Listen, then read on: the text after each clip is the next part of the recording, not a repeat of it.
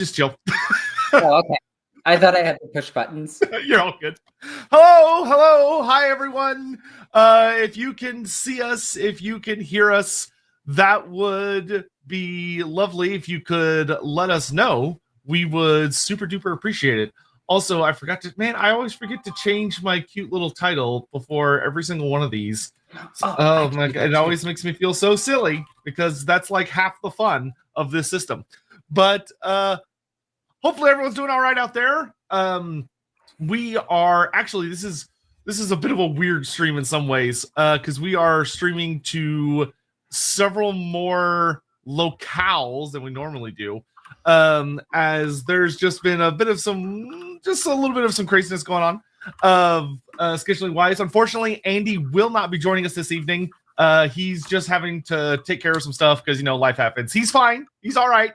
He's doing good health wise. It's just life sometimes happens and then you have to deal with it and it's a whole thing.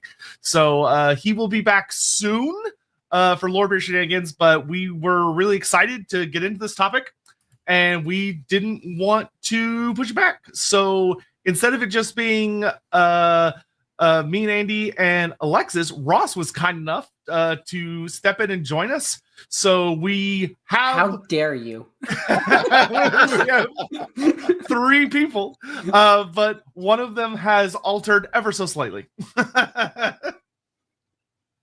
Well, Lindsay says I am basically an American twin of Andy, so... I believe it. I genuinely believe that. 100%. But so while we're giving folks just a little bit to realize that we're live and things are kicking off and stuff, we'll just do a quick thing of if we could start with Ross. How has your week been? How are things going? Oh, not too bad. The holiday season is upon us really soon, so I busted out one of my ugly sweaters. Buying the Halloween candy. Let's go. Yeah, Halloween candy is in the house. Yeah, the holidays have officially started. We're in it for the long haul now for the next 3 months. I have a D6 sucker waiting for me after. There you go. Very nice. Alexis, how are things going on your end? How's life? I just played an 8,000 point game today of 10th edition, where on turn 4 I destroyed a Warlord Titan. That's awesome. A Warhound Titan. Whoa! I am having a blast. I just posted it on my TikTok. There's this short video, and it was so much fun. Me and my opponent were having a great time. And because he was playing Imperial Knights and Titans, we actually got an 8,000 point game done in 4 hours. You see, there's the real achievement right there. Yeah. No kidding. And I brought Space Marines. I brought an actual miracle. an actual thematic Dark Angels list, tons of bikes, tons of Terminators, first company and second company just there, and then some Eradicators, and there was an Intercessor unit. There was a single troop choice. Nice. Oh, goodness. Excellent. Man, I need to get back into playing tabletop on a regular basis. I've been finally just getting do what caught I up do. on. Be jobless. I mean, I vaguely have that as a I don't know. It's I'm self-employed, so I'm as close as you can be to that without full. I mean, I'm technically freelance. I'm a freelance painter / Viking, so But yeah, this is gonna be. I'm very excited for this, and it's lovely to have you both here with me. This is gonna be a really good time. Ryan, I should point out that in a previous stream I did with you, you said that all too often you are listening to another show and thinking, "Oh, they introduced themselves," because the listeners don't always know who they're speaking. I always forget to do that. Yeah. So I thought I'd bring that up early. Yeah, we will absolutely knock that out here in literally just a second.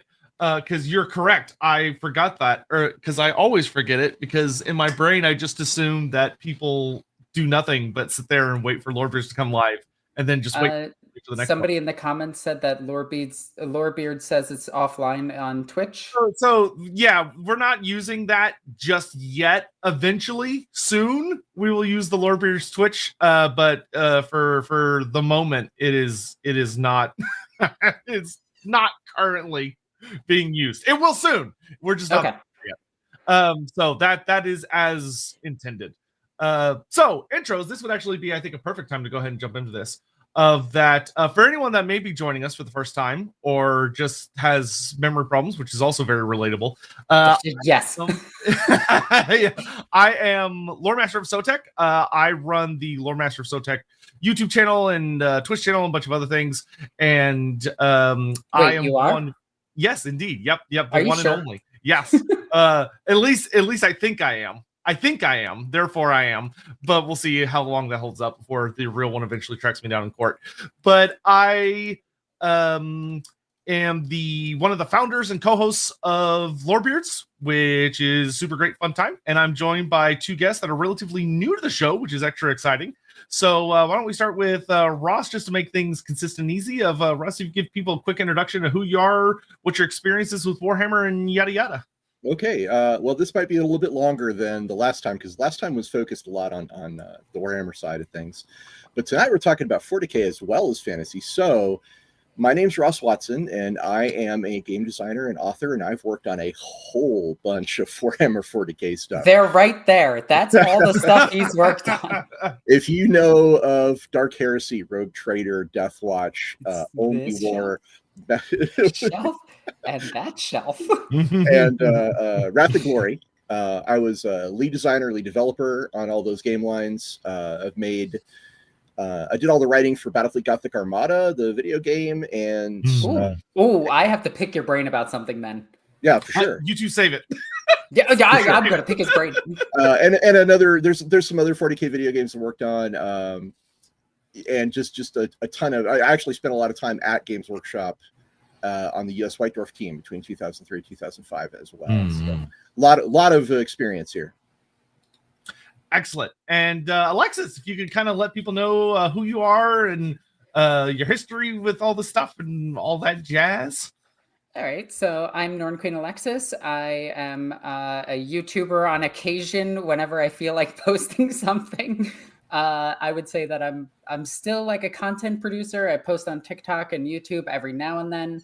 I play way too much Warhammer, and I have multiple armies that are over 10,000 points. That is like bad. I don't even know where I would put that many tabletop minis. I actually have a video on my basement and how I store that many miniatures, and there's now a whole new rack of miniatures since that video has come out. I currently have 19 armies for Warhammer 40K, 4 armies for AOS, and 2 armies for Old World. That do be a lot of armies. I do love my stuff. And I have a ton of armies that are interchangeable, like my Dark Angels for 40K, my Dark Angels for 30K, my Space Wolves for 40K, Demons split between, all of that. But I've played this game since 4th edition. I've loved it ever since I first got into it. And the thing that really drew me to this game was Sisters of Battle. And I was just like, hell yeah, that nun has a chainsword and a gun. That's awesome. And I was just like, yep, that's my game. It is a pretty iconic, like, eye catcher. I love their look. I absolutely love their look. And I know a lot of people don't like the whole boob armor, but I am here for it. Listen, at some point, style, like the rule of cool just overwhelms everything. Like, well, yeah, it is the most powerful force exactly in the Warhammer universe. Well, the ecclesiarchy in general is far more about style over substance. Yeah. They are just amazing. All right, so we'll grab a couple of little super chats here that came in at the start, and then we're just going to kind of throw ourselves into it. Tonight's stream is going to be a little more relaxed, even compared to normal Lorebeard Wednesdays, especially because there were a couple of little last minute changes to like where the stream is going to go out to and everything. So we're going to be doing like fun little polls and stuff across the stream, which I'll be handling those. Due to the fact that I am the one that will be handling them, because YouTube has a very finagly system about who's allowed to use polls versus Twitch, which is so much easier to use. And also our big bad moderator is out celebrating his birthday and having fun out in the world. So I am, yeah, I know. How dare he have a life outside of what I need him to do? I am soloing this ship today, which is a little busy, but all of the polls that I'll be running for today will be running on the Loremaster of Sotek YouTube and Twitch channel. For the sake of sanity, that will be the only places I'll be running polls, because if I try and do it anywhere else, my brain will explode. So usually you like work polls, you don't really run polls. Listen, sometimes you gotta vault things, you know, you gotta get over those humps in life, and a poll helps to have with those moments. It does. Necromancer Kobold. So how soon do we convert a Stegodon with an Engine of the Gods into an alternate Exterminatus by glassing the planet surface? You would need a big Stegodon. Yeah, that would require a fairly large version of both of those things. I should say that Total Warhammer 3, though, one of my favorite things to do is just get a line of guys blasted with the Engine of the Gods and watch them all go away. I will never forget when Total War released the Prophet and the Warlock trailer, and they showed their interpretation of the Engine of the Gods. Because for those unaware, the original version was the tabletop version's more like it's this big old one tech device on the back of a dinosaur, and it lets out like a blast and it's around it, and it like incinerates enemies around it, which is cool.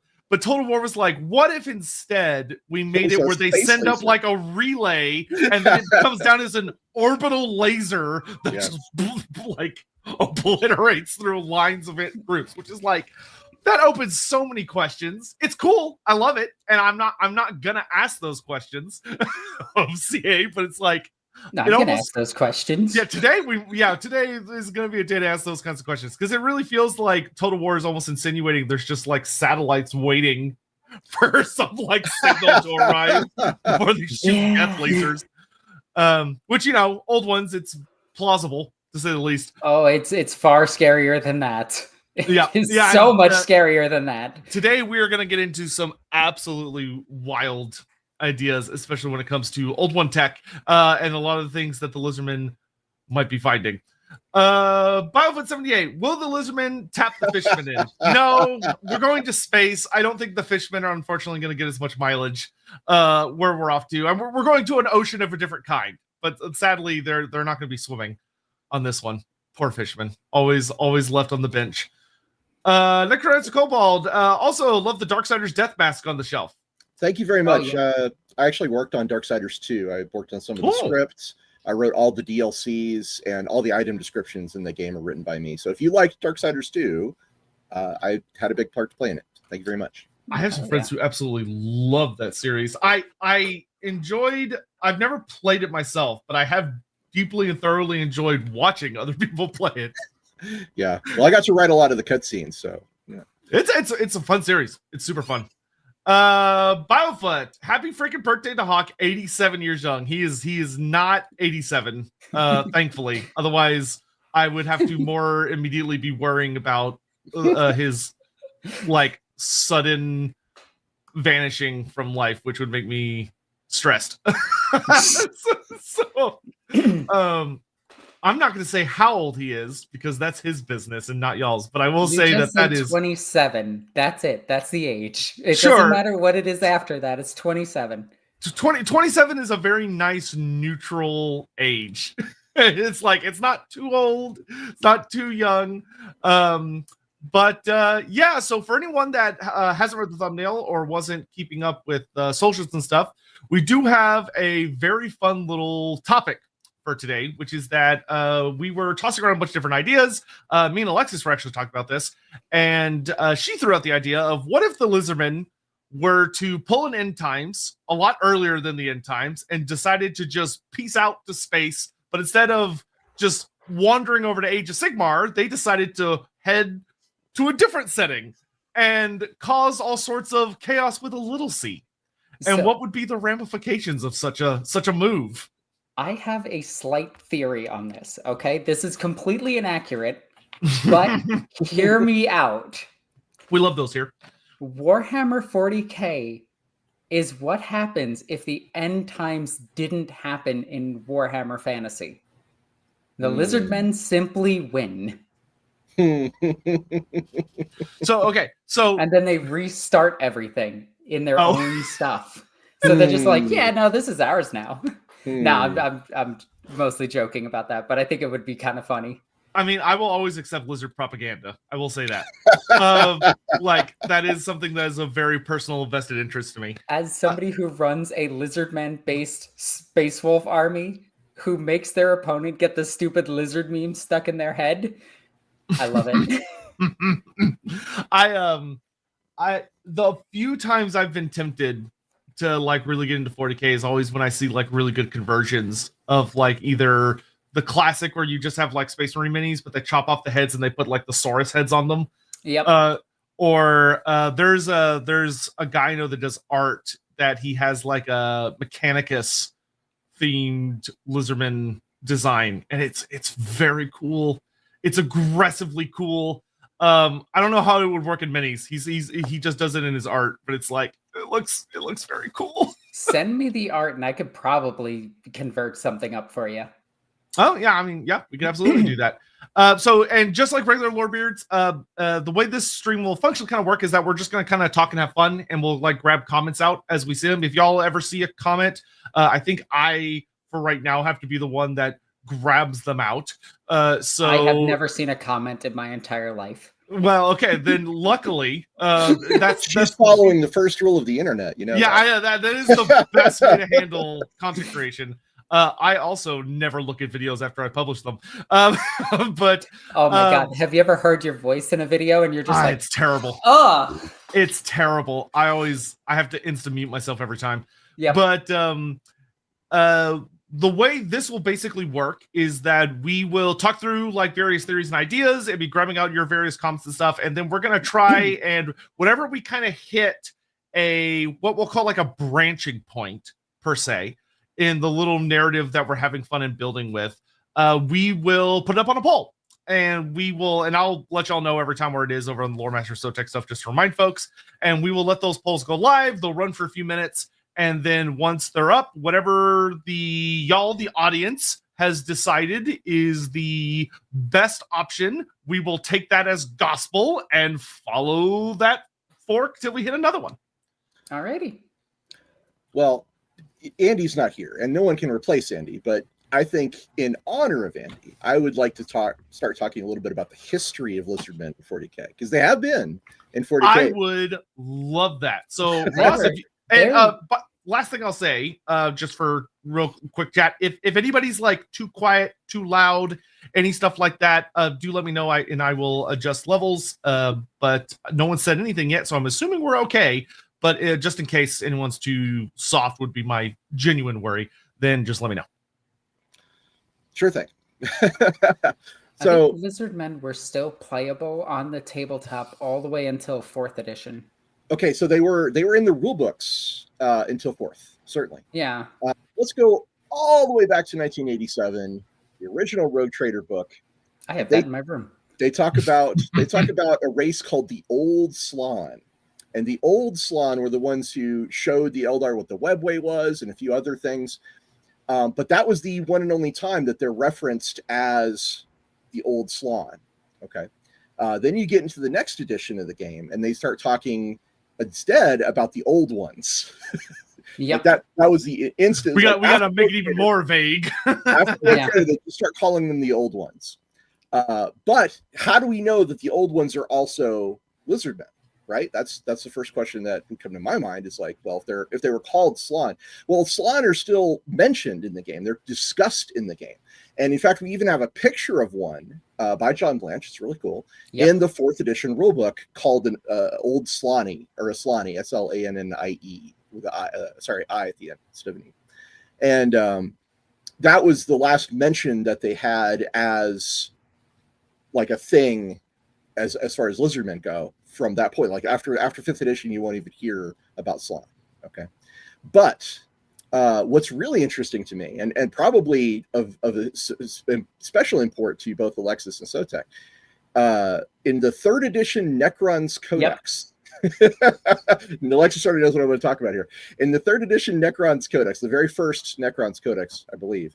Yeah, it's their actual first codex that isn't just some White Dwarf pages. And I was playing at the time. I was actually like part of the community and actually playing games. So I remember the White Dwarf issues, and then I remember this codex coming out.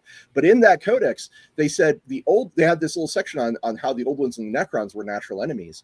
And they talked about if you wanted to simulate a battle between the Necrons and the old ones, you could represent their degenerate descendants of the old ones by using Warhammer Fantasy Battle Lizardmen. Rude. Yeah.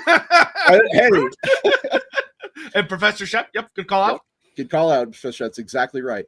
So they have explicitly said that the old ones are essentially the Slann and the Lizardmen in the past. Now, again, like I said, the lore changes over time, and since 5th edition, this is no longer true.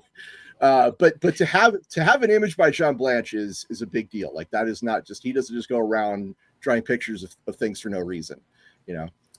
And there's a lot of rumors and whatnot that the Lizardmen were meant to be a bigger part, and the Slann meant to be a bigger part of 40K than they ever got to. But this is a very messy setting. It's a very messy set of lore that has gone through a lot of different changes over time. So let's just establish the baseline and say at one time, only slightly more than 20 years ago, the Lizardmen were absolutely part of 40K.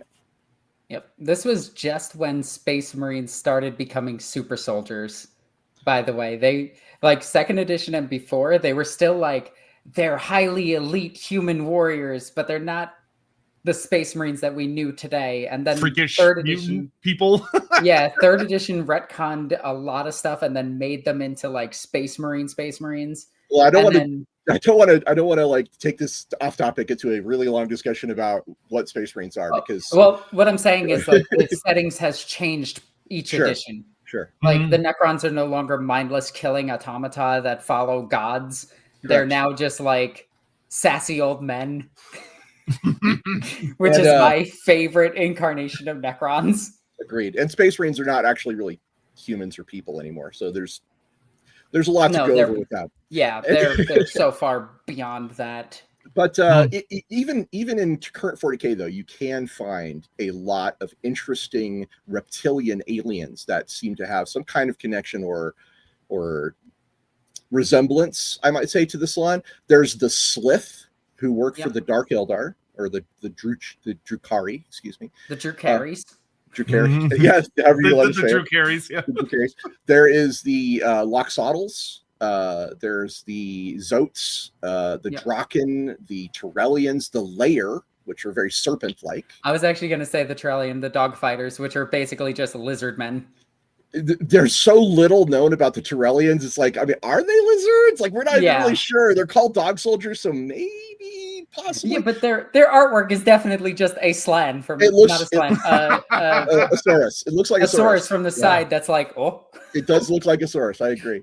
So yeah, there's plenty of reptilian and serpentine aliens that are running around in 40K. That and some of these, like the Lair, are incredibly influential. Without the Lair, a lot of things would change in 40K. Yeah. So anyway, let's just say that the setting has its ranks swelled with different types of Lizardmen down through the ages, and that's the history. So I'm going to let you guys get into the discussion now. So. Oh, yeah. What do you? Go ahead. Can I start this? Yeah, sure. Go ahead. All right. So the first place that we have to start is the establishment of what the War in Heaven is. And the lore on the War in Heaven is, it is annoying because there's 4 different versions of the War in Heaven. And there's maybe 2 different wars that are called the War in Heaven, but they also might be the same war just continuing. And this battle may have taken millions of years. Also, it ended abruptly and created the Chaos Gods. All is true, and the one thing that we have to establish really quick is that in 40K, the second the Chaos Gods were created in real space, well, not in real space, but in the warp, they always existed. So it means that when they were created, they existed prior to their creation. Right. And I know that is weird to say, but because they have a connection to fantasy where they exist, they have always existed, but they have a definite birth. So prior to that, the realm of souls was still the realm of souls and was calm, and you could create gods in it. That is something that the Lizardmen the Slann could do, because the Eldar that they created would eventually use the realm of souls to create their gods, which are non-chaos gods that were created within the realm of souls that can go into people's bodies and turn them into the gods themselves. Technically, one of the chaos gods is an Eldar god. Yes, that is true. I think it's 2 now if you count Yennead, but that's a very... I wouldn't say Ennead is a chaos god. No. Not yet. No. Give them a few years. But it's GW, so they're going to forget all about it, like they already did. So I think that could actually kind of... So one of the things I think we could do is like a really early vote, and then we can kind of like yap among ourselves while chat's voting on it. I just wanted to get that set so that the chat knows, like, the Chaos Gods are, in this case, weaker than the Slann and the Necron Gods at the time. That was certainly true at that time. I don't know if it's true now. Strictly in the War in Heaven. So when we're talking about the War in Heaven, the Chaos Gods are not really powerful. Well, I should point out here that the old ones, as they're described in the War in Heaven, have a lot more in common with like Lovecraftian cosmic beings than say Slann, and that's the vibe that they're definitely giving there. I feel like Tyranids have always fit that mythos a bit better, where the Slann were just like, because reading their fluff and everything, what little there is of it, they were non-caring about other species that they themselves weren't creating. Because there were other species in the galaxy prior to the Slann and the creatures that they created. Because the Necrons existed, the Necron tier.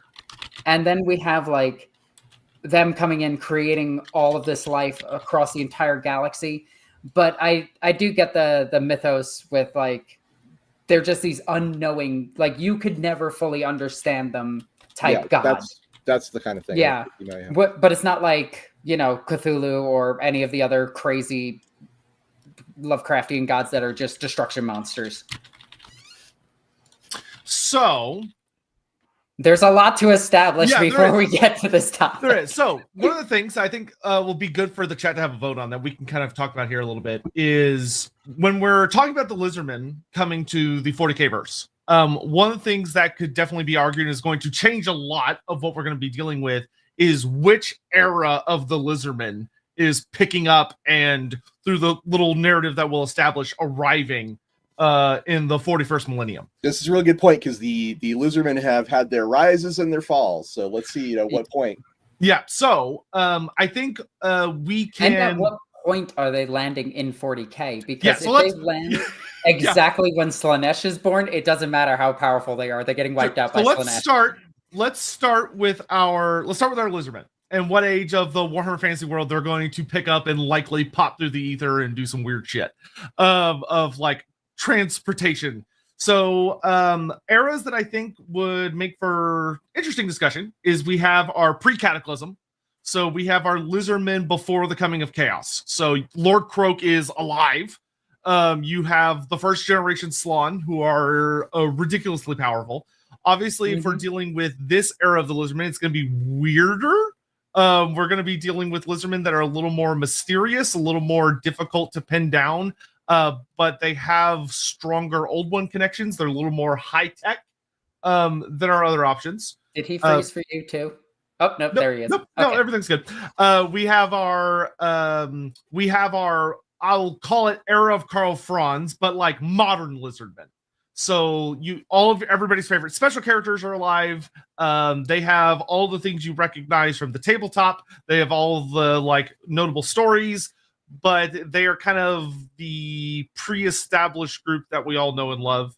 And a third group, I think, would be, if we wanted to go with a particularly risque option, would be our post-end times Lizardmen. So the shit has hit the fan. The Lizardmen have suffered various losses and casualties.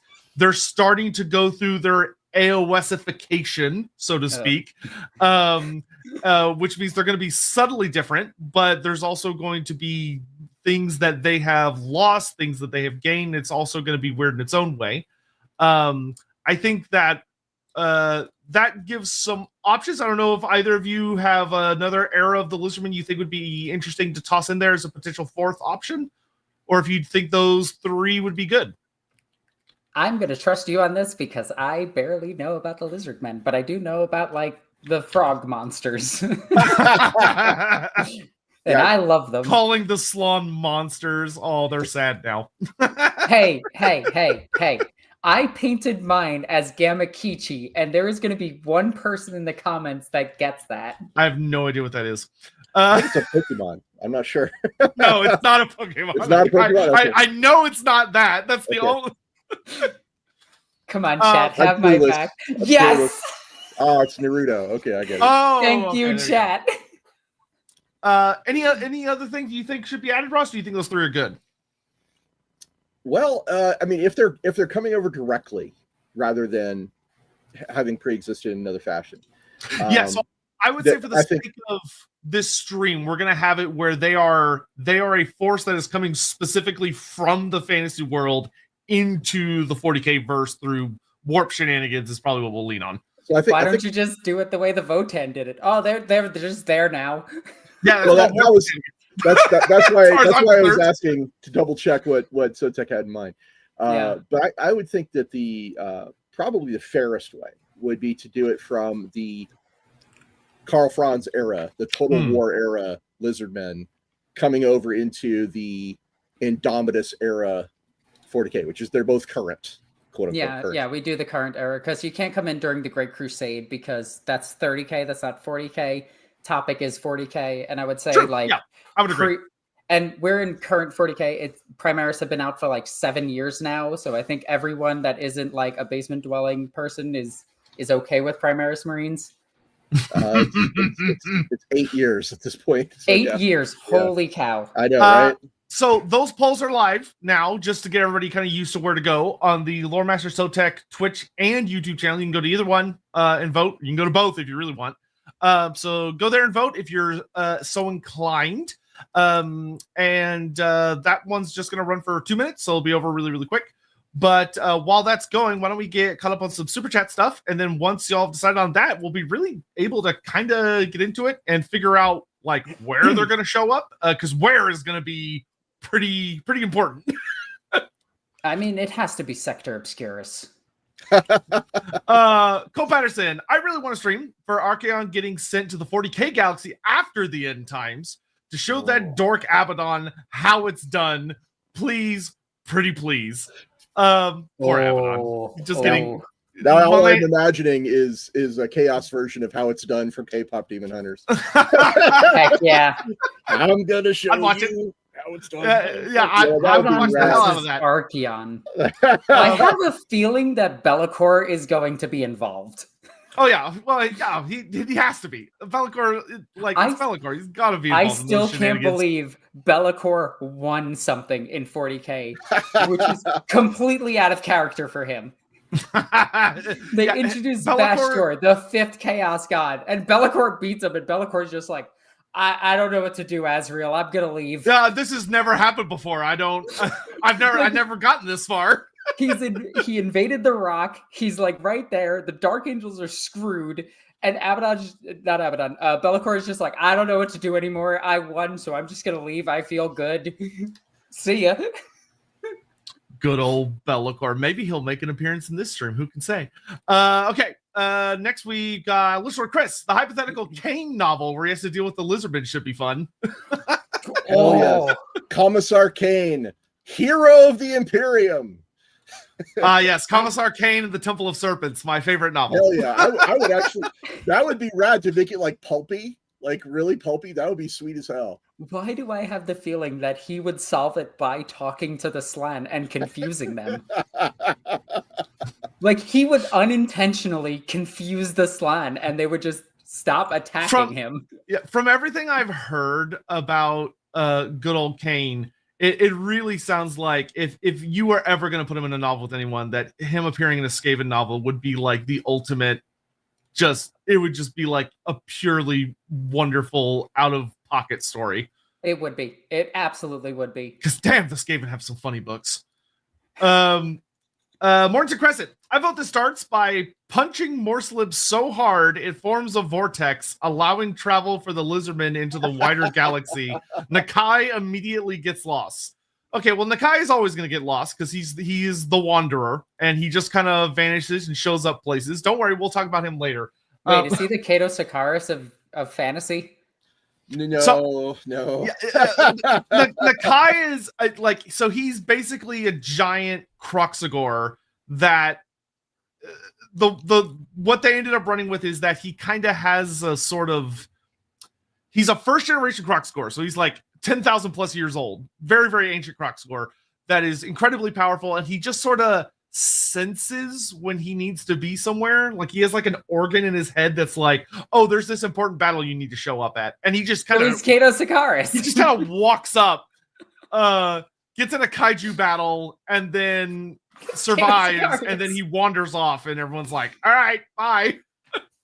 Let's just say they're different memes, Alexis, but I do see where you're going with it. Kato Sakaris is like the only character who shows up to fight Necrons, lose but still win, get trapped in an alternate dimension, escape, to only get trapped in that alternate dimension again, and maybe escape? We don't know yet.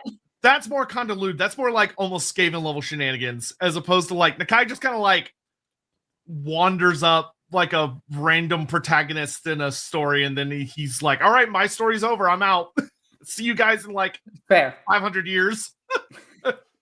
Firesnake, I was summoned by the announcement of a versus discussion. I eagerly await for the discussion of Lizardmen versus Tyranids. Well, we'll see how y'all's votes end up going. David Whitfield, an original 40k Rogue Trader. There were both Slann and Zote models with bolter-like weapons. Also, Surprise Carnosaur.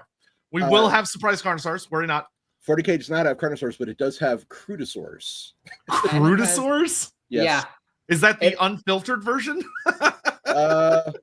So, without getting into a whole tangent, there's this race called the Crute. They eat things and then become the like Crute. They add things to their DNA from what they eat, and there is a flightless bird version dinosaur that they run around with. So. That GW refuses to give me.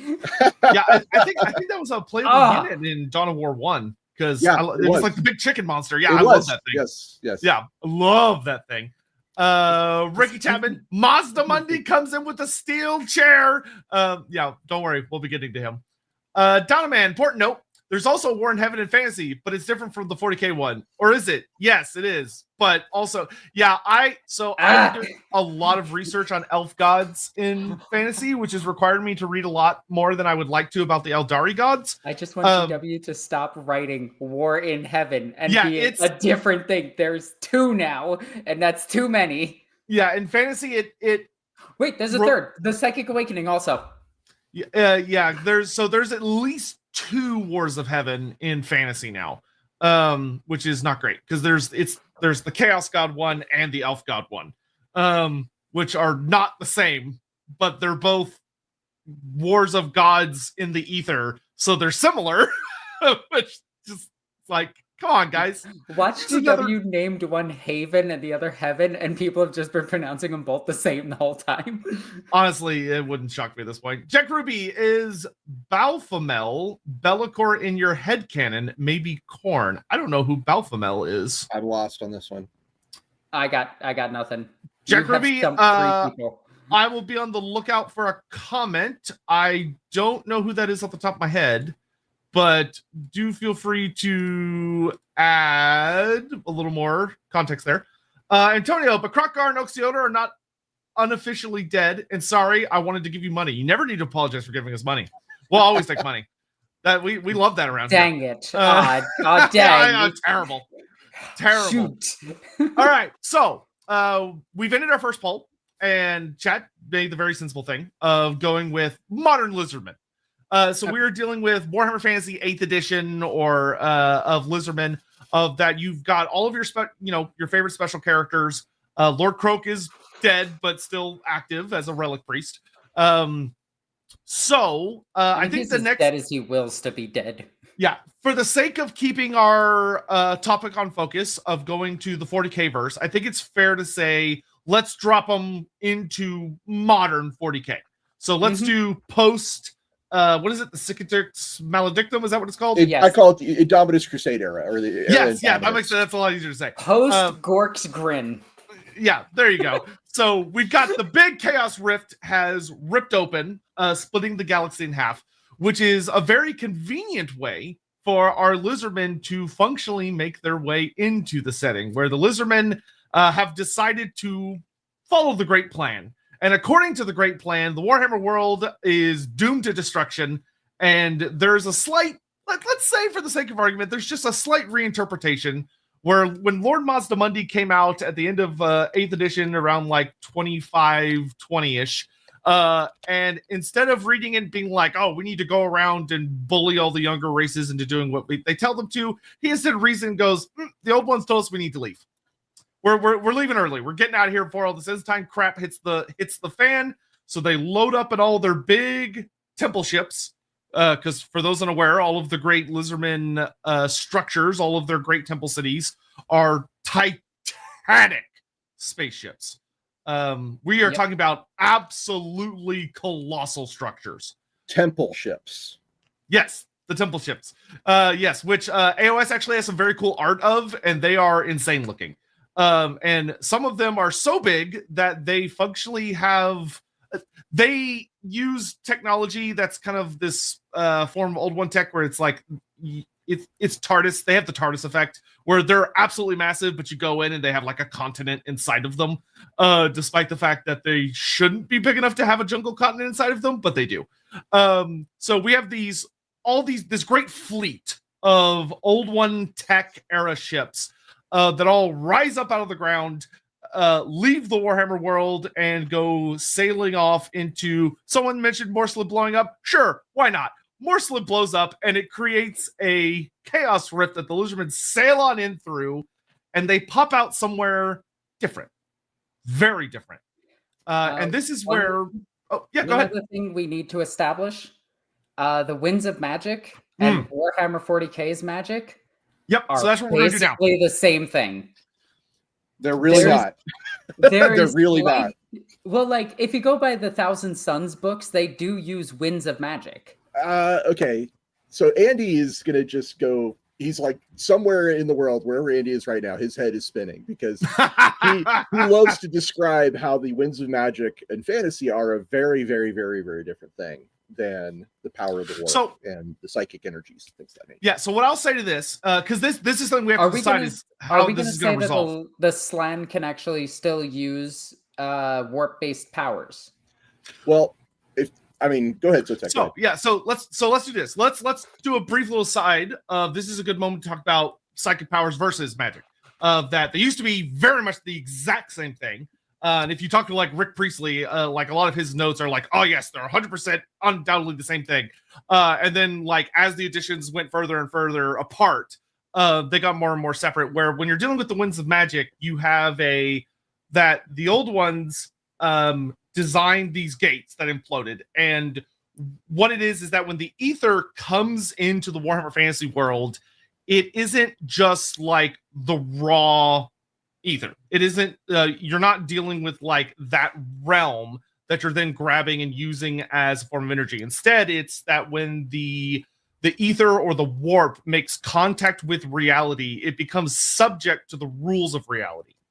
And reality in the Warhammer Fantasy world basically compresses it and reshapes it into what we understand as the Winds of Magic, which is that it takes on an empirical form, meaning like an actual physical force. So my interpretation of it was that the magic split when they come into reality in 40k, and they split into the disciplines, which are very similar to the winds.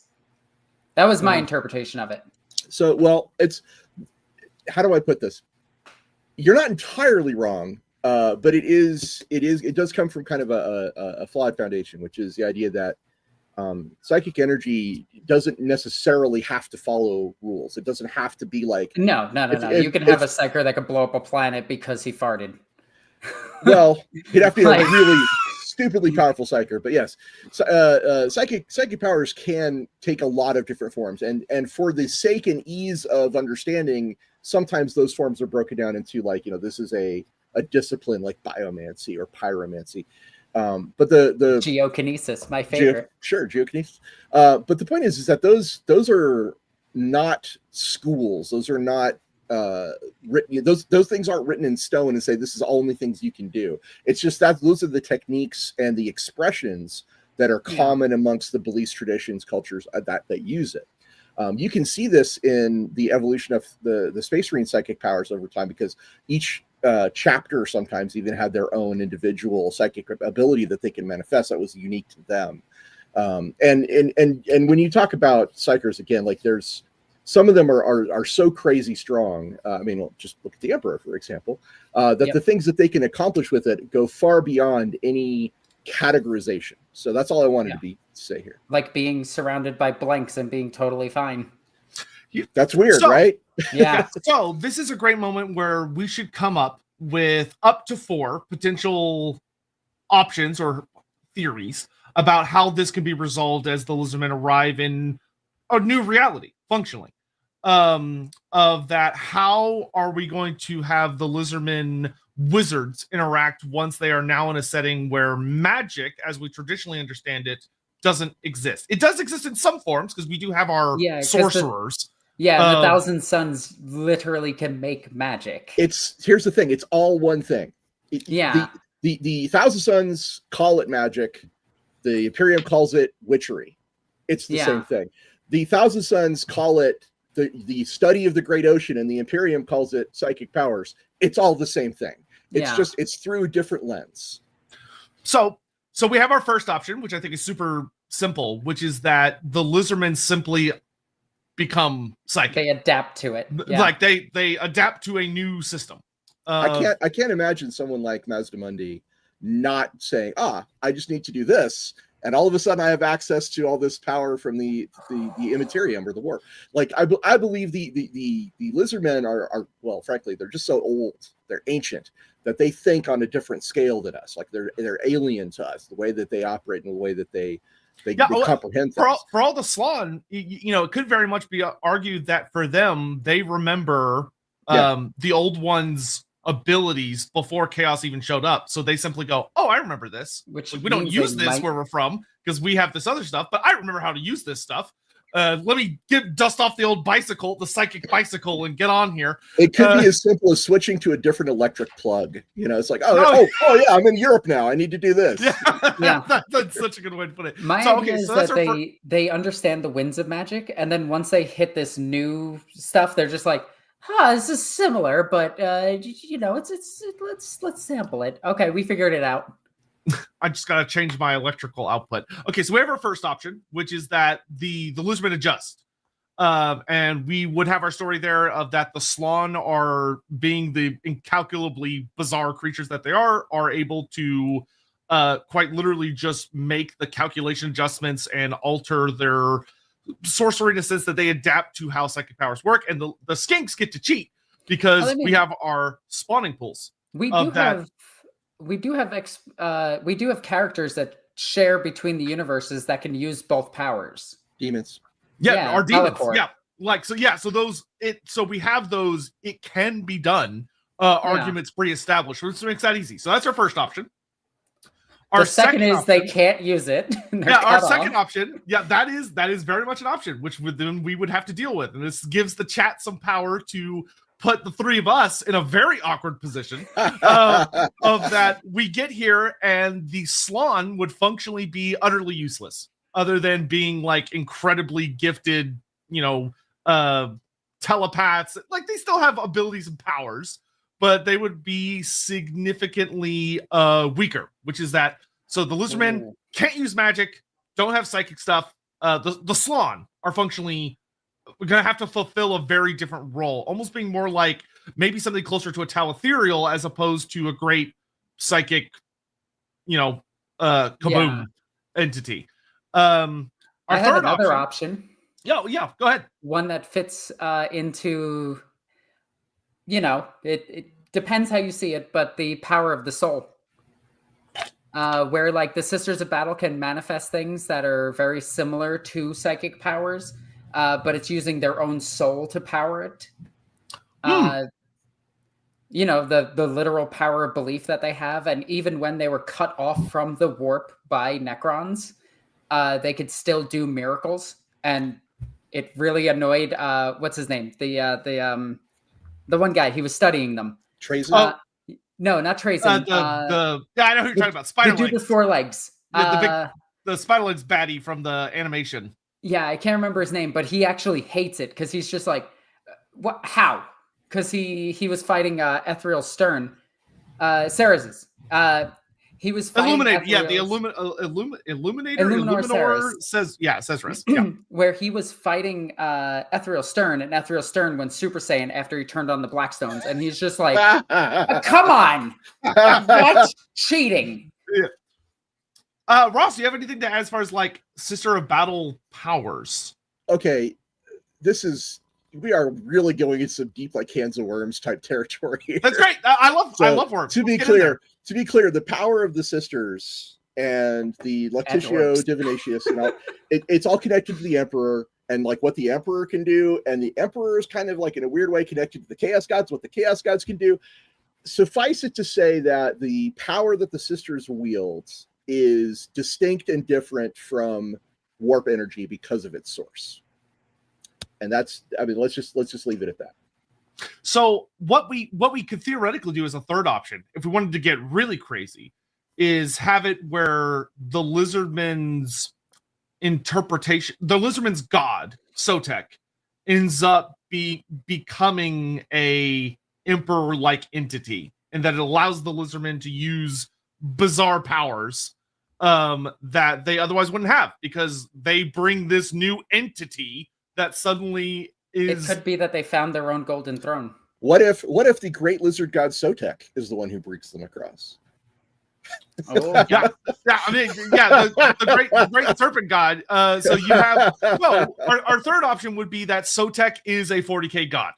So the Lizardmen, the Lizardmen created him in fantasy. We have the whole story of Tehinuin literally going through this great ritual in order to give birth and bring him into reality. So the Lizardmen somehow, some way, pull it off again, which would be a pretty terrifying opening. It's not out of the question, since the Tau and humans and all of their auxiliaries created a minor chaos god in the form of the Tau god. Okay, to be clear, that was not the Tau. That was only the auxiliaries. Yeah. That. It did have a slightly Tau face. Well, yes, because the auxiliaries wanted it to. Yeah. Trust me, that wasn't the Tau. That was their auxiliaries. Oh boy, we need something to believe in, and here it is. Yeah. Okay, so we have our third option, which is that Sotek is real. Sotek has come with them and gives the Lizardmen access to their own unique forms of powers. Also, Sotek just being a god in 40k is also not out of the question, since the Satan by themselves had the power of gods. So just having a rogue god in 40k, yeah, why not? Yeah, well, especially, man, we're not going to use the AOS version of Sotek, but the AOS version of Sotek is fucking terrifying. I think I would say this: if a god brings the Lizardmen across, that's pretty much it for the god. Like, if the god is going to allow them over, that's great. But if the god is then like doing stuff on their behalf, that's because then you have I think then we're comparing god versus god in that point. Yeah. So we have our third option, which is that Sotek brings them and gives them the ability to use powers. Wait, isn't that the fourth option? That's the third option. Wait, what about the? So our first option is the Lizardmen are simply psychers. Yep. Second option is that the Lizardmen the wizards can not use wizardry at all, so they have to rely on other things. The third option is Sotek is full. Sotek the god empowers them, and the fourth option, if we wanted to get really heretical, which I'm willing to get really heretical, the fourth option could be that using Old One devices on their various ships and their abilities to their terraform engines and their ability to manipulate reality, the Lizardmen bring magic with them. Oh, I also saw somebody comment, so we can create gods now. There is a literal, the Eldar create their own gods, and they Yeah, are dude, a I don't know creation what of the do you think Slann. Slaanesh is? Well, no, So- not just Slaanesh. The Eldar literally created manifestations of their own gods to fight on their behalf. The Eldar, yeah, that's a long discussion too. But okay, Yeah, so and which is never truly explained how they did it. They were just like, we have gods now. Wait, so did the old words create them? Maybe. Yeah, they better explain in fantasy. Don't feel bad. So I think if those are our options, well, are we gonna let chat choose, or So that will be chat's choice. It is out of our hands. We can we can try and like say, oh, this option would be good for this reason, or this option would be good for this reason. If you want to try and influence it, you absolutely can. I think Sotek on his own makeshift golden throne would be just coiled around it. I like the idea of the Lizardmen gods like making this happen as a way for them to expand the reach of the great plan. It would also give them a way to protect their soul against like the chaos gods, since like if you look at the elder gods, where they worship like Kigarath or Ynid, and they put their souls into like the collectives and give them to their gods instead of, you know, getting devoured by Slaanesh. Because all souls that aren't bound to a crystal eventually end up in the realm of souls and is torn apart by demons, unless you can pull that soul into a machine, make it into a machine spirit, go into the Emperor's domain, or become part of a crystal. Some of those things are true. Not all of those things are true. Well, I mean, the Mechanicus book does not Mechanicus. What book is it? It's one of the Knight books. I can't remember the name of it, but it literally has the Knight reach into the warp, grab the person's soul, and pull it into its collective. And I thought that was really cool. Yes, but and it becomes part of the Knight. But is that a soul? Like, there's the thing is, you got to realize is that there's so many different interpretations, and we're being told this usually through a very specific lens, usually through the lens of the Imperium, who has very strange ideas about certain things. So I mean, the Celestine book really goes into it, like, sure, oh yeah, she died, goes back to the Emperor's domain, which is the light of the Emperor in the realm of souls. But that's how she describes it. Yeah, that's strictly from her upbringing in the Imperium. So to be clear, that's not necessarily how it actually is. It's just how she interpreted it. Anyway. Yeah. These are very good things to hear. I am nodding really along. I'm just trying to make it so that they have some soul protection. Well, I mean, that's kind of where I wanted to jump in here, is that they don't necessarily need soul protection. Oh yeah, they don't have souls, do they? I mean, they do. It would can of worms after can of worms. I'm stacking them up. I was gonna say it would depend on what the 40K definition of a soul is. Okay, I'm gonna go ahead and start this poll because chat may be able to just allow us to dodge that particular can of worms, depending on what that is. Cool. Y'all get 3 minutes to vote on that. I'm gonna grab some super chats while we do that. Charles CK, do we think orcs, Eldari, or Lizardmen are the closest to the true technology of the old ones? Is there any compatibility that could be played with? Honestly, in my opinion, it's probably the orcs. Yeah, I would say the Eldari for the Wraithbone and the ability to create networks through the galaxy, which was very much what the old ones did. The old ones introduced them to the webway. The Eldar did not create the webway. Yeah, that's what I'm saying, is since the Eldar are still using it, it's very close to the old ones' technology. But the orcs in large numbers, where they start getting smarter and smarter and they can start teleporting moons around, then we're starting to get old one technology. The orcs are capable of creating technology that astonishes and boggles any scientific mind in the Imperium. And part of that is because the old ones designed them with the inbuilt ability to build and create tech. Yep. So I mean, I think we both have a pretty interesting idea about this. So that's all. My favorite thing about the orcs, though, is one, their inherent knowledge. Two, they get smarter the more numbers they get. But my favorite thing about them is that they can break down and understand everyone's technology. They cannot explain it. They will never be able to replicate it perfectly. But man, they can They get use the vibes. they They can pass the loop vibe check. everything. Well, I will say just a quick reminder to everyone that all polls will be on the Loremaster of Sotek YouTube and Twitch channel. I apologize. I'll say that before all polls going forward. For the sake of ease, because we're streaming to a lot of different places at once at the moment, though eventually, very, very soon, it will all be consolidated just on the Lorebeers channel. For right now, it's in a bunch of different places at once. But that is the only place the votes will be for the sake of sanity. I also saw somebody asking, do Kari that are cloned have souls? I mean, Slaanesh feeds off of their essence regardless. Like, it doesn't matter if you have a soul or not. Slaanesh is going to feed off of you.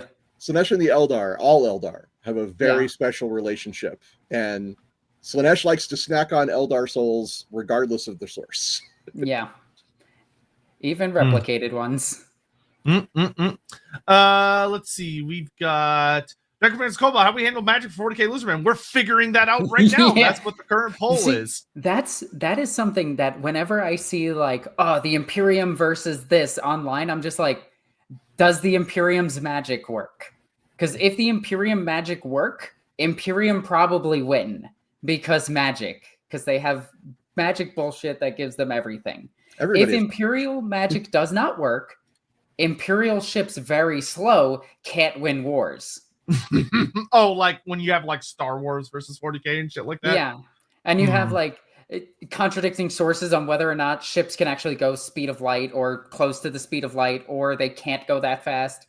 And there's multiple sources that say like Space Marine ships can sail at near speed of light, and the Arch Mechanicus can teleport around the galaxy without using whatever. And it's like, because I love the spaceships of Warhammer. I absolutely love them.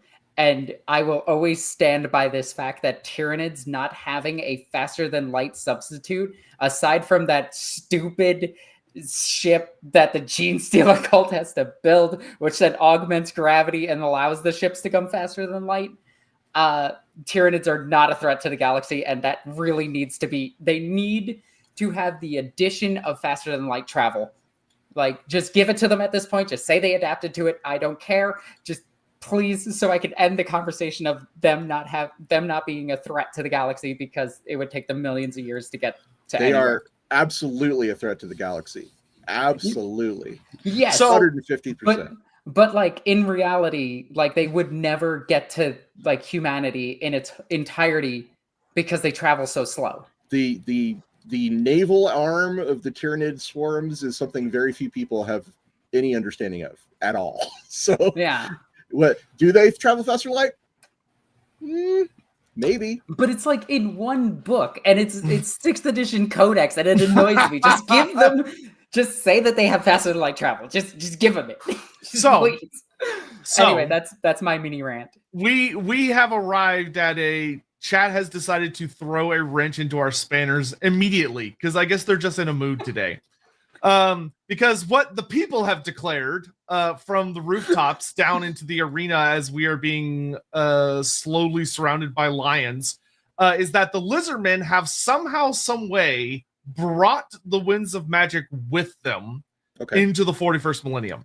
Okay. So their arrival has, and I think the easiest way for us to resolve this is to steal some notes from AOS, which is that the Lizardmen have their realms, their engines of the gods. They have these great devices on their ships, which, because me and Eddie have talked about it before, where if you were to take a Warhammer Fantasy faction and remove them from Warhammer Fantasy, theoretically, it could be disastrous for them, because they're so used to having the winds of magic affecting their bodies, like being infused with Gyran, being infused with Akshi and all these things, that if you suddenly took that away from them, they would basically shrivel up and suffer, because they're so used to being empowered by these magical forces. They've grown used to it over thousands and thousands of years. So our Lizardmen have found a way, as they arrive in this new galaxy, to manifest the winds of magic through their own engines, which is going to cause various problems for everyone involved, namely the three of us. But the next most important thing, this is something that is really going to be up to you two to come up with what options you think would be the most interesting, would be where do they show up? Obscures. You know what? Let's go even crazier. The Halo stars. They just appear there. So the Halo stars are a great place to appear. Frankly, there is all kinds of weird stuff that's come out of the Halo stars. What's there that would be so intriguing? It is like because I have no idea what probably could answer this, but every time I get into the discussion of what the Halo stars is, it is just an abbreviated version. An abbreviated version. Whatever the DM wants to put there. But we have the person that literally wrote it, so let's just ask. Well, okay, so I wrote some of it, and I was in charge of like a lot of the projects that touched on it. So I can say this: the Halo stars is really just kind of like the rim of the galaxy. When you talk about the halo of a star system, it's where the cosmic dust and bits of meteorites kind of collect at the very, very edge of what is called an accretion disk around a star. Mm-hmm. So the Halo stars are that, but for the galaxy, it's like the very, very far edge of the Milky Way. Galaxy theory. Well, it's also the oldest stars. They've traveled the furthest from the galactic core. So this is when you talk like the ancient here be dragons places on the map. That's the Halo stars. It is legitimately the oldest, craziest, weirdest things you will find in the galaxy because they're the furthest away from the core. They're the oldest. Nobody knows what's out there. So this could be it's kind of our playground, but it also kind of sounds like this would very realistically be a place where if you wanted the Lizardmen to show up into the this is me spitballing. You'll let me know if I'm on base or not with this. This would be the place where if the Lizardmen were to show up, it sounds very likely there would be some bizarre, old one, ancient, undiscovered technologies that the Lizardmen would be able to seize on very quickly. There's, in fact, in Dark Heresy, there's a thing called a Halo device that is actually an item from that area. So yes, that's exactly why I wanted the Halo stars. So that's option one: is that the Lizardmen show up on somewhere around the rim of the galaxy, and they have access to some toys very quickly. This would also give them a way to establish themselves for at least, let's say, like 100 years without interruption from anybody else. Well, any major race. They might run into like Zotes. Rogue traders. The rogue traders would definitely approach them. Which good old rogue traders would be like, "Oh, buddy, hey, what's up?" That's a ship. That's a ship made out of gold. I want to say hi. Let's trade with these guys. They got money. All right, so that's our first option. So what's a second option that would be something? The Ghoul Stars. The Ghoul Stars. Ricky Chapman saying the Ghoul Stars could be cool. So for anyone that doesn't know, like me, what the fuck are the Ghoul Stars? Well, good thing we have the person that wrote it. Again, I was involved with it, yes. I wouldn't say I'm like the creator of the Ghoul Stars or anything like that. It's also called the Ghost Stars. It is part of the Halo of the galaxy. It's in the Ultima Segmentum, and I mean it's just got a lot of really dark lore and legends about it. It's like the Bermuda Triangle, if you will, of the Milky Way. It's a really nasty place. So we know that the Necrons have a lot of words out there, for example. Okay. We know that the Tyranids showed up there. Them going straight up against the Necrons. I mean, that's a classic matchup. Old ones v Necrons. So Ghoul Stars would be freaking perfect, honestly. Okay, so if we go with the Ghoul Stars, then we're jumping into basically a straight on Necron fight. Yeah, the Necrons are going to be cropping up as almost the immediate major antagonist. Enough, Black Templars out there too. Isn't there what craft world is out there? It's While they're thinking about that, one thing I'm gonna add. What are the yellow ones? It's Eandon? Eandon, isn't that out there? I don't know. You see, the craft worlds they move. So yeah, because they move around and they're wherever the plot needs them to be. No, it's there's definitely good old elves. The Eldar are definitely there in the Ghoul Stars. Cormorog's actually not that far from the Ghoul Stars. Okay, so So we have the Ghoul Ooh. Stars, where they would be dealing with Necron stuff very quickly. And one thing I want to But remind they might everyone, have an ally in the Eldar. True. So one thing I will add for all of y'all in chat is that whenever we do these votes, the last one counts for this. Whatever options y'all don't pick, those don't just like cease to exist. They're more like these things are not relevant to what's going to happen. So because y'all have decided that the Lizardmen are bringing magic with them, for instance, this means the Lizardmen are not going to have any traditional psychers. They're not going, so they're going to be psychic powers are going to interact with them very weirdly, which was something we'll hash out. It is still a battle of willpower, so they'll have a resistance to the psychic powers, and the psychers won't have a resistance to the magic. The Astronomicon doesn't shine in certain portions of the Ghoul Stars, which is interesting. Oh, that's spooky. That's super spooky, actually. So keep that in mind as we're going forward. So as we're discussing these options, if the Lizardmen in y'all's vote, for instance, go to the Ghoul Stars and they start a war with the Necrons, that means they're going to be focusing on the Necrons and fighting them, but they're not going to be dealing with other threats that might be noticing what's going on around the galaxy. For instance, Chaos might start to notice very quickly that there's this strange new force, or the Imperium might start to catch wind The of Imperium things. would be very caught off guard if they just appeared there. That's the magic of the war. Black Templar wouldn't, but the rest of the Imperium would.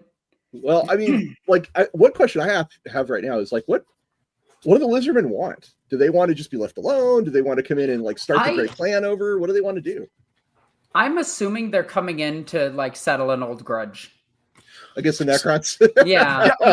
So that could be something we figure out based on where they're going to show up. If they're going to show up, they're going to have to interpret what's going on around them in a lens they can understand, which I think going to war with the Necrons would be something they would leap at, of recognizing an ancient enemy of a different sort, because the undead are no bueno.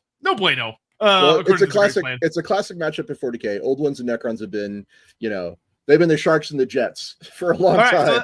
So we've got two options kind of out at the fringes of the galaxy. Can we get two options that are kind of like in the middle of the thick, like somewhere they can show up? Yeah, Ultramar popping up in Ultramar. Yeah, Ultramar would be one. The other one, and this would be post Plague War. Yeah, the other one I would say is Galactic South, so outside of the Imperium Nihilus. Ooh, so on the tail end of the Tyranids, then.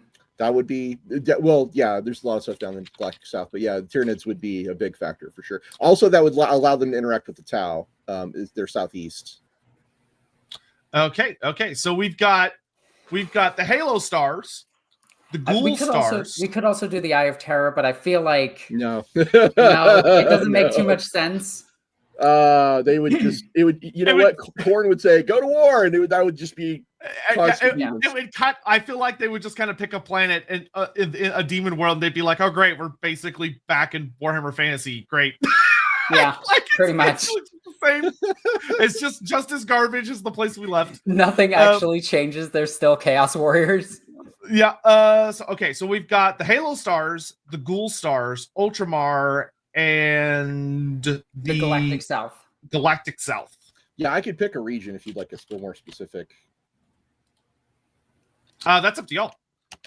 If you think that is suitable to kind of be like, oh, well, they'll run into this, then we can easily run with that. The Galactic South. All right.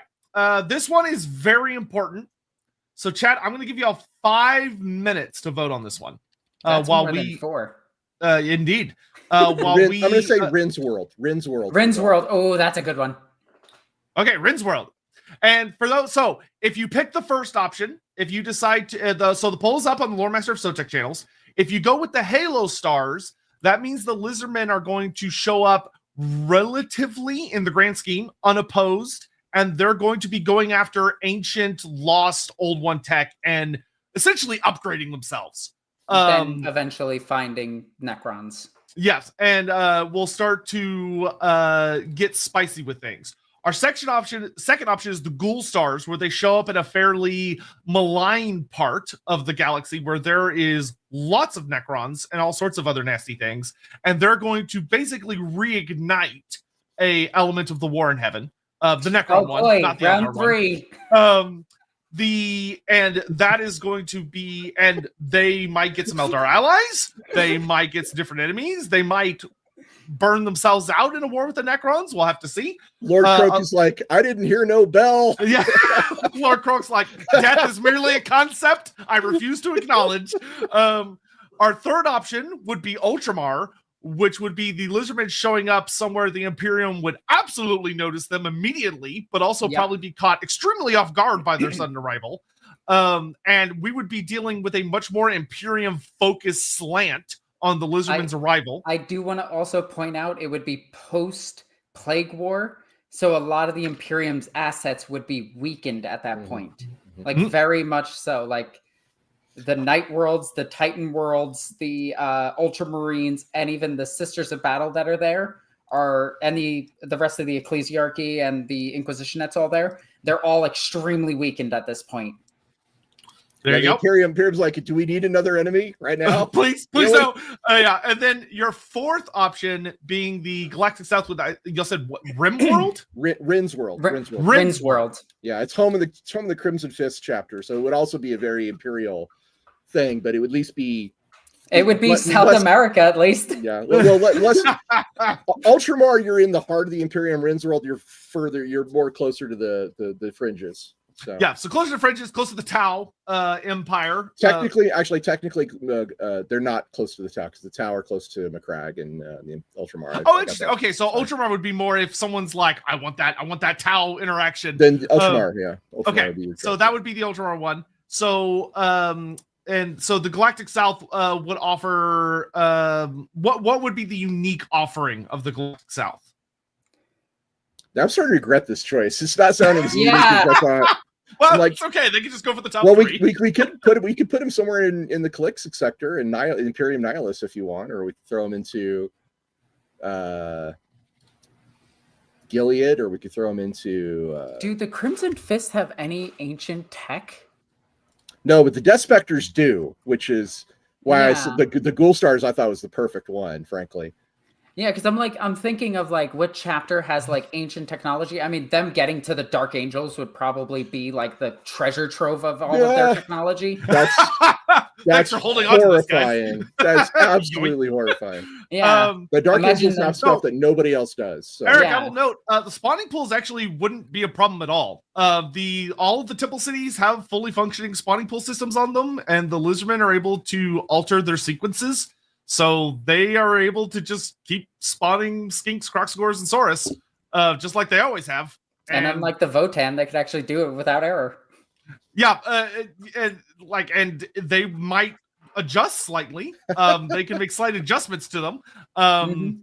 Send them to Kamara, you cowards. That's, ugh.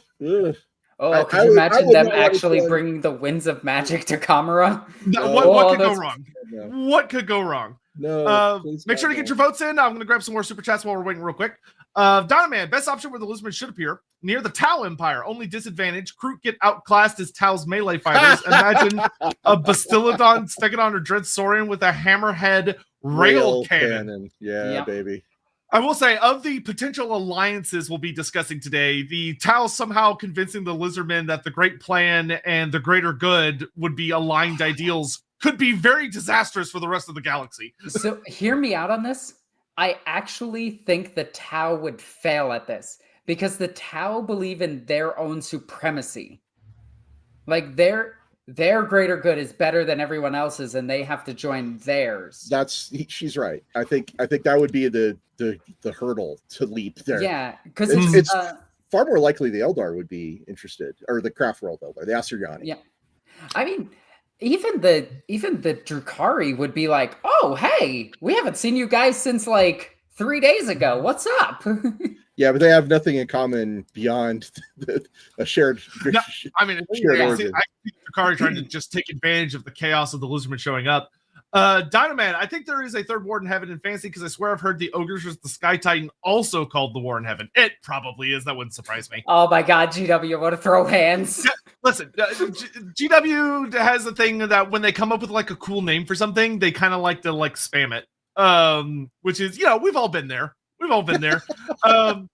Borrow tic-tac-toe and Zwup about to drop a rock on 40k. Oh yeah, what could be more terrifying than a pterodon with a rock? Well, in this case, it wouldn't be a rock; it'd be a bomb. It'd be an actual. Yeah. bomb. I mean, the Lizardmen will inevitably probably do some upgrades. I mean, pterodons. I mean, they're still relatively scary. Dinosaurs be dinosaurs. Antonio Renza. But so I'm a bit disappointed that they are Lizardmen and not Nagash, because this is Nagash's power.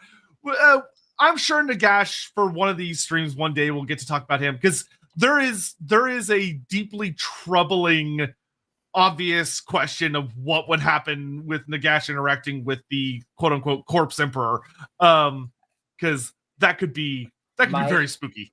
My whole thing is the Imperium is a death cult. Here, the Emperor is already Nagash. There's a lot to unpack there, especially because 40k does not have necromancy. There are no such things as ghosts or zombies or walking skeletons. There is possessed suits of armor. There's stories of it. Yeah. Is it real? We're not sure. Yeah, the undead would probably be a relatively shocking sudden arrival. Dinoman, USS Jalapeno Poppers does raise a point. I don't think we were given an option for psychic powers to be able to work when 40k invest in fantasy, so it doesn't seem fair that fantasy characters can use psychic powers. That's fair. I mean, if that's how y'all voted, that is ended up how y'all voted. Y'all wanted your magic, and we will be talking about that very, very soon when we get into our first couple of matchups here. Let me check polls. Okay, that is undead time. So, correct me if I'm wrong, Twitch chat, but I am pretty sure that the overwhelming answer is that the Lizardmen will appear in the Halo stars. Ooh. So we get our whoop, and suddenly a Titanic fleet of all these different great temple ships that have arrived from good old Malice, the Warhammer Fantasy Planet, arrive in the Halo stars. And based on the narrative that we have been building thus far, the Halo stars, from my understanding, are a relatively quiet-ish part of the galaxy compared to other places of the options we've selected. And feel free to jump in at any point if I say something wrong here. And our Lizardmen, based on this, have the opportunity to kind of get established. The Lizardmen are able to start going down to various planets or asteroids or places that they can recognize the ancient remnants of the old ones. And the Lizardmen here have a very nasty advantage compared to a lot of various factions, which is that the Lizardmen have some of the best damn over-the-top terraforming creations with what are known as the Realm Shaper engines, which are something they had in fantasy. It's also something that they theoretically have in 40k if you want to read into their little blurb from 3rd edition, where they can terraform entire planets and put life on it. So we have the Lizardmen arriving. They are placing down on these, I don't know how many planets are out in the Halo stars. I imagine there's a decent number. There's plenty. And there will probably be some early skirmishes. So from the two of you, what we need for like what could happen? What would be the most realistic challenge that they would what are potential factions or things that the Lizardmen might be able to do from the Halo stars that you would think would be interesting to discuss? So the first thing that comes to my mind is that because the ships are something that they are not scanning for, they would go undetected even while Imperial patrols pass them. And that's a big thing, because then they can get a jump on an Imperial patrol and see how the Imperium's technology is. And I don't know if I don't know how well they can retro engineer technology, but they could find weak points in the Imperial's tech pretty quickly. Yeah, so this is actually kind of an interesting thing for Lizardmen, is that for the Lizardmen, they are, for anyone that doesn't know Lizardmen, they are spawned with all of the knowledge they need to have the moment they like crawl out of the spawning waters. So they'd be spawning with guns. Well, so there would be a potential opportunity that, and this is something that we could either just decide happens so that they just kind of mesh into the setting properly, of that as they're discovering this old one tech, and they are able to start adding it to their own, because that's one of the big reasons we had them showing up in the Halo Stars, is they're getting access to these new toys. I do have something to add to that. They could find an Eldar Maiden world that is long since abandoned by the Eldar until they come and reclaim it.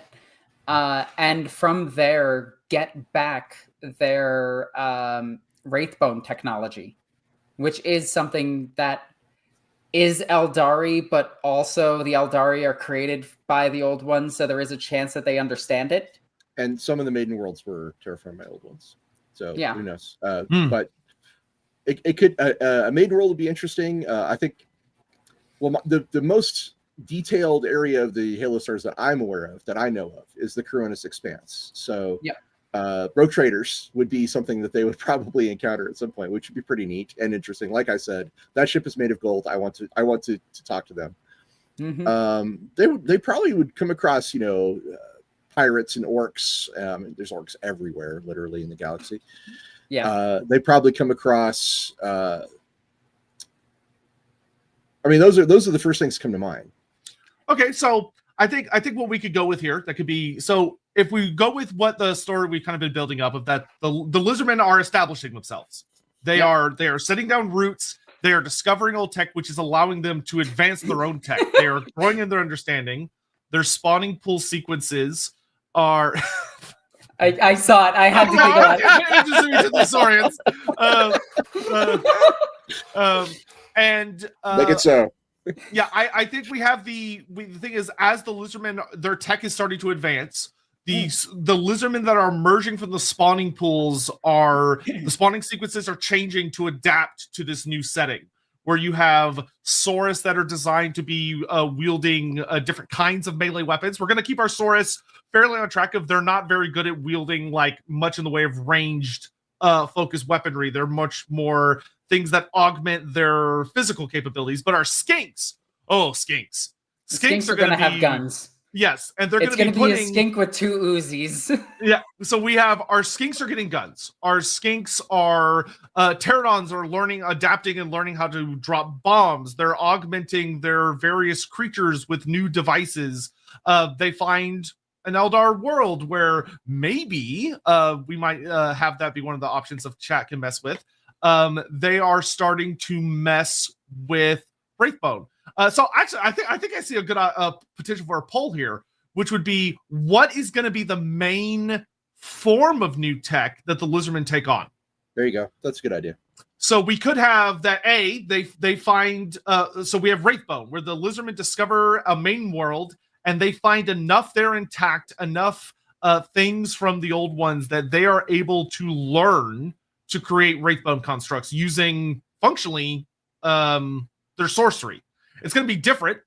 What do you think Wraithbone would be able to be manipulated by magic as well as if they have the winds of magic and they have necromancy? Wraithbone is bone, people. They can do stuff with it. They can do stuff with it. The Eldar would be like, "What the hell? I'd have no idea." Yeah, bone shaping is not that hard.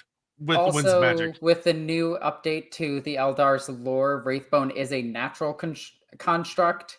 So them manipulating something that is in nature is kind of their thing.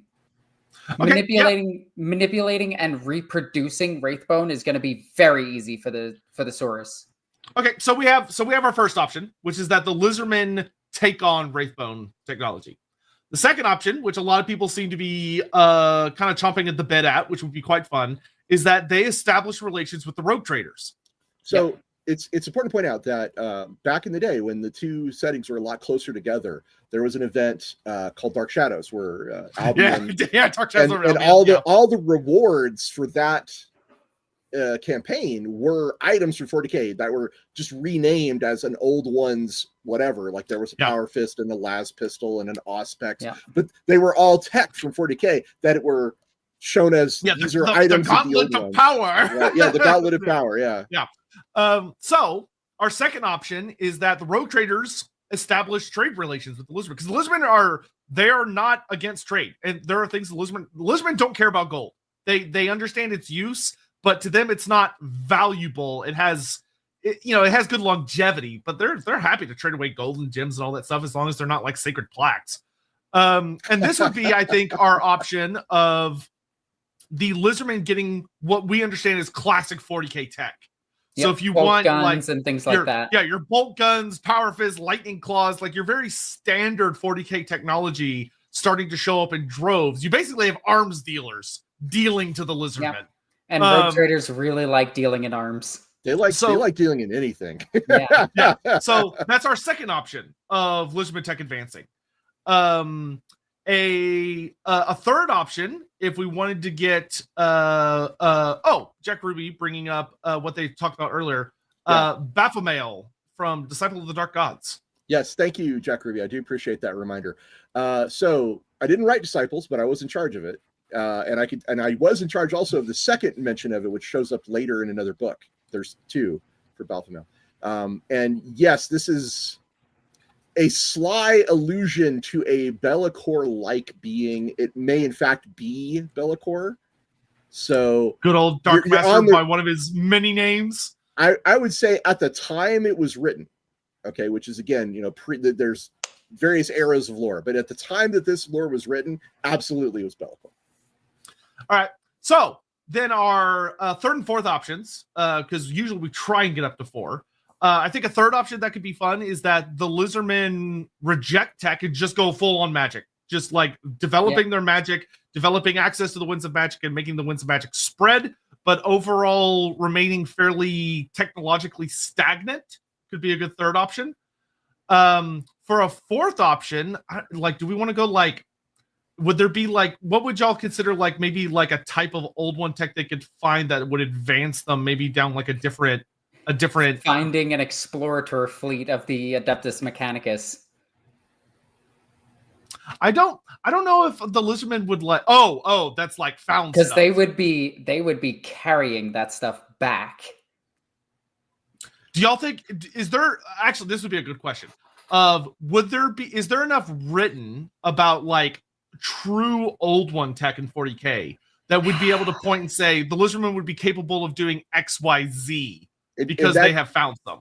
If you go that route, I would just say they have all the stuff they have for Warhammer Fantasy, and it works just like it does in Warhammer Fantasy. Because the old ones, they were capable of things. They're capable of miracles, and you're really just talking about Dark Age technology stuff at this point. It's like, who knows? It could alter reality. It could be, it could be a stick in a rock. It could be whatever. It's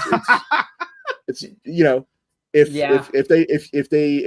they have true old one technology, I mean, we're in a very, very different type of setting, and anything's possible. To keep it more in line with like this versus that, though, I would say maybe a combination of, say, Eldari tech and Imperial tech would be like my first place I would start from. So they have like stable plasma weapons like the Eldar do. They have the ability to send you into the warp like the Eldar do. They also have, standard laser weapons like the Imperium. They probably have a lot of naval weapons, including stuff like Nova cannons like the Imperium. But like the Eldar, they probably also have access to the webway. They probably also have access to... go ahead. Rexy asks, what if they were to encounter an Exodite faction on the main world we mentioned earlier, and that influenced the tech that they developed? Well, then now you're talking craft. You're basically talking Asuryani Eldar craft world technology. Yeah. What do the Exodites use Wraithbone, or is that just craft world? Yes, they use Wraithbone, maybe because their armor is Wraithbone, but they do, but they use it a different way because they have what's called a world spirit, which is the Wraithbone is placed itself into the crust of the planet that they are actually on, and they channel all their souls through that. But anyway, yeah, it would be very similar to they find a Blackstone Fortress. Victor, that is gonna give me a headache. Because I mean, would that be a viable fourth option? No, that not is really. No. Oh my god. Trying to go through the everything that is a Blackstone Fortress and the fact that there's like 8 of them in the current galaxy. Although the old ones may have had a hand in their construction. Yes. So let's do what did the Lizardmen do first? Or how do the Lizardmen tech advanced. That's a better way to put it. Yeah, magic, Eldari trade, Imperial trade. I think that's an easy way to put it. So Yeah, they good. get That's a good summary, Alexis. I yeah, like that. Eldari tech, rogue trader, what arms dealer. I love that so much. Yes. It's just that movie Oh with my Nicolas God. Cage Okay. as a rogue trader. So, a few people in chat are going to get this, but there is a rule in Warhammer 40k, the tabletop game, that the more naked you are, the stronger you are and more resilient to damage you are. Case in point, Repentia, It's just savage orcs. the Corn Berserkers, the frothing ones. What are they called? The super possessed ones. The Muscle Beach of Gene Stealer Cult. There's a bunch of different units that are almost naked that have a 4-up. They have like either an invo save, a 3+ save, but they always have like a feel no pain and hit like a truck. All right, the polls are starting. Once again, they are on the Loremaster of Sotek YouTube channel because that's the only way where I can control them very easily. You will have 5 minutes for this poll, but they are now active. If you'd like to go vote for those, or we're going to grab some super chats. Yep. That way, because we're falling behind on those. Ben Fisher, on the topic of how Lizards would use magic in 40k without the wins, how does Seraphon use magic in AOS? So AOS is not the same, because in Age of Sigmar, magic is everywhere. All of the realms are made of magic. Everything in AOS is saturated with magic. Age of Sigmar is the most magically resonant setting Games Workshop has ever released, which is why it's also so over-the-top ridiculous, like space opera level bullshit. I love AOS. I love AOS, but the things people are throwing around in AOS is wild compared to most of the other settings that they have. Charles CK, Slann probably have souls as per 40k. Do Saurus or Skinks? There's an argument to be made. Saurus either have dim souls like the Tau or none like the Necrons. So my question would be, do animals in 40k have souls? Would be like the best. Not really. No, they don't. So in that case, I would think that Saurus and Kroxagors probably have extremely dim souls. Skinks, I would bet, would technically have souls. And Slann would almost certainly have souls. I would think. Slann would be legit. extremely powerful. Yeah, like Slann would probably be like a fucking lighthouse going off. But so that would probably be the way I would say it. Because if it's like your sapience is kind, or like sentience is kind of what ties to soulness. That's kind of It's, oh yeah, that's tricky. It does yeah, not. so I don't. Sapience is not required. Yeah, but I would think that Skinks and Slann definitely would. Saurus and Kroxagors, I don't think so. At one time, now this is, again, we're talking about a very long period of IP here, but at one time along this path, things created by the old ones had souls. All Eldari had souls because they were created by the old ones. All humans had souls. They were also created by the old ones. Things that were not created by the old ones, like Tau, didn't have souls. Oh. So in that case, the answer would be yes. that is, we're talking about 20 years ago minimum of lore development. So it's the stuff has gone very differently since then, and I imagine that the definition of what is a soul in 40k has changed from that point. But at one point, it was what the old ones had built were the things that had souls, and everything else did. They did a very good job of trying not to answer questions now. Because like if I broke down the Imperial vehicles and how thick Space Marine armor actually is, and it turns out like a 308 could punch through a Space Marine and kill them because of how thin their armor is, and because it's comparable to titanium, and because it cracks like ceramite, you could actually pierce it really quickly. But that was not GW's intention when they were writing it. The intention was that it's anti-tank, so since like a while ago, they started losing numbers when they moved into doing things. So I imagine they did that with souls. They were just like, no, it's okay, we put it over. We never answer it again. I mean, that does happen. That does happen from time to time. Any squat player will be happy to tell you about how the lore has changed over time. Any Necron player, they only they only had like 5 retcons.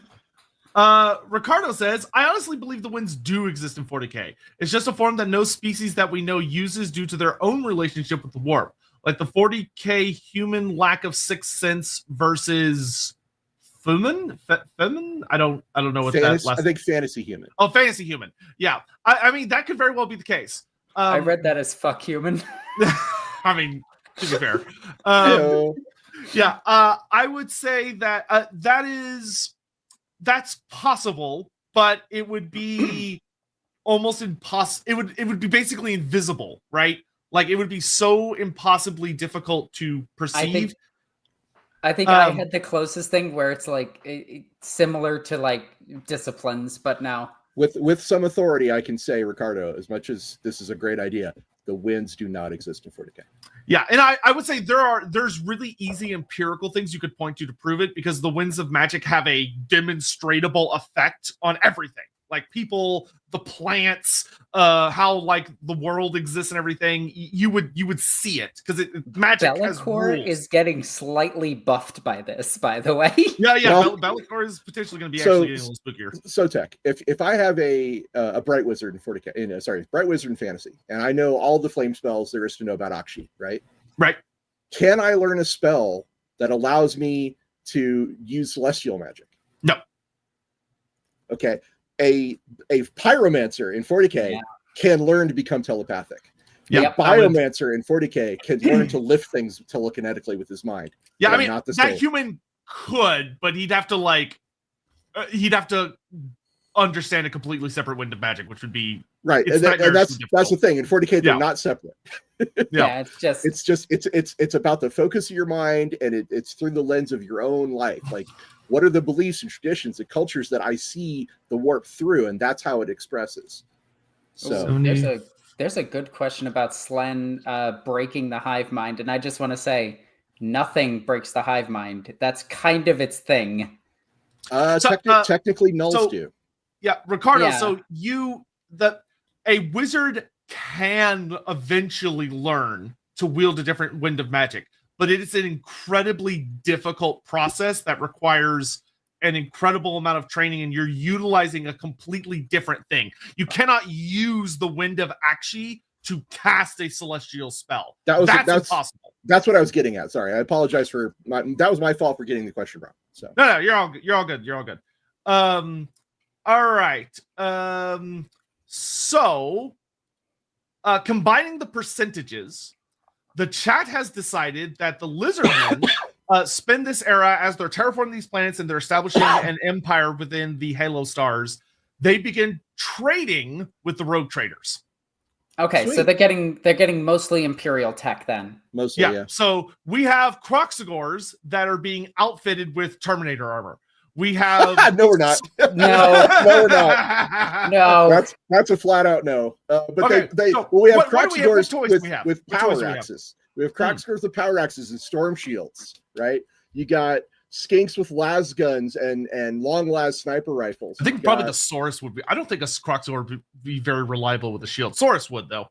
Kroxigors are a bit. Kroxigors are like. Traditionally, they have to have their weapons almost bound to them because they're only good at like wielding really big pick type weapons. So thunder hammers for the Kroxigors, yeah, for sure. The Saurus would have the. Whereas Saurus will learn to be quite skilled, not super skilled because they rely more on kind of bestial instincts and strength and utilizing their natural. The sacred Kroxigors have power fists already, so they give them actual power fists. It's like built onto them. Yeah, but then I mean they're wielding old one tech. You probably don't even have to change those guys.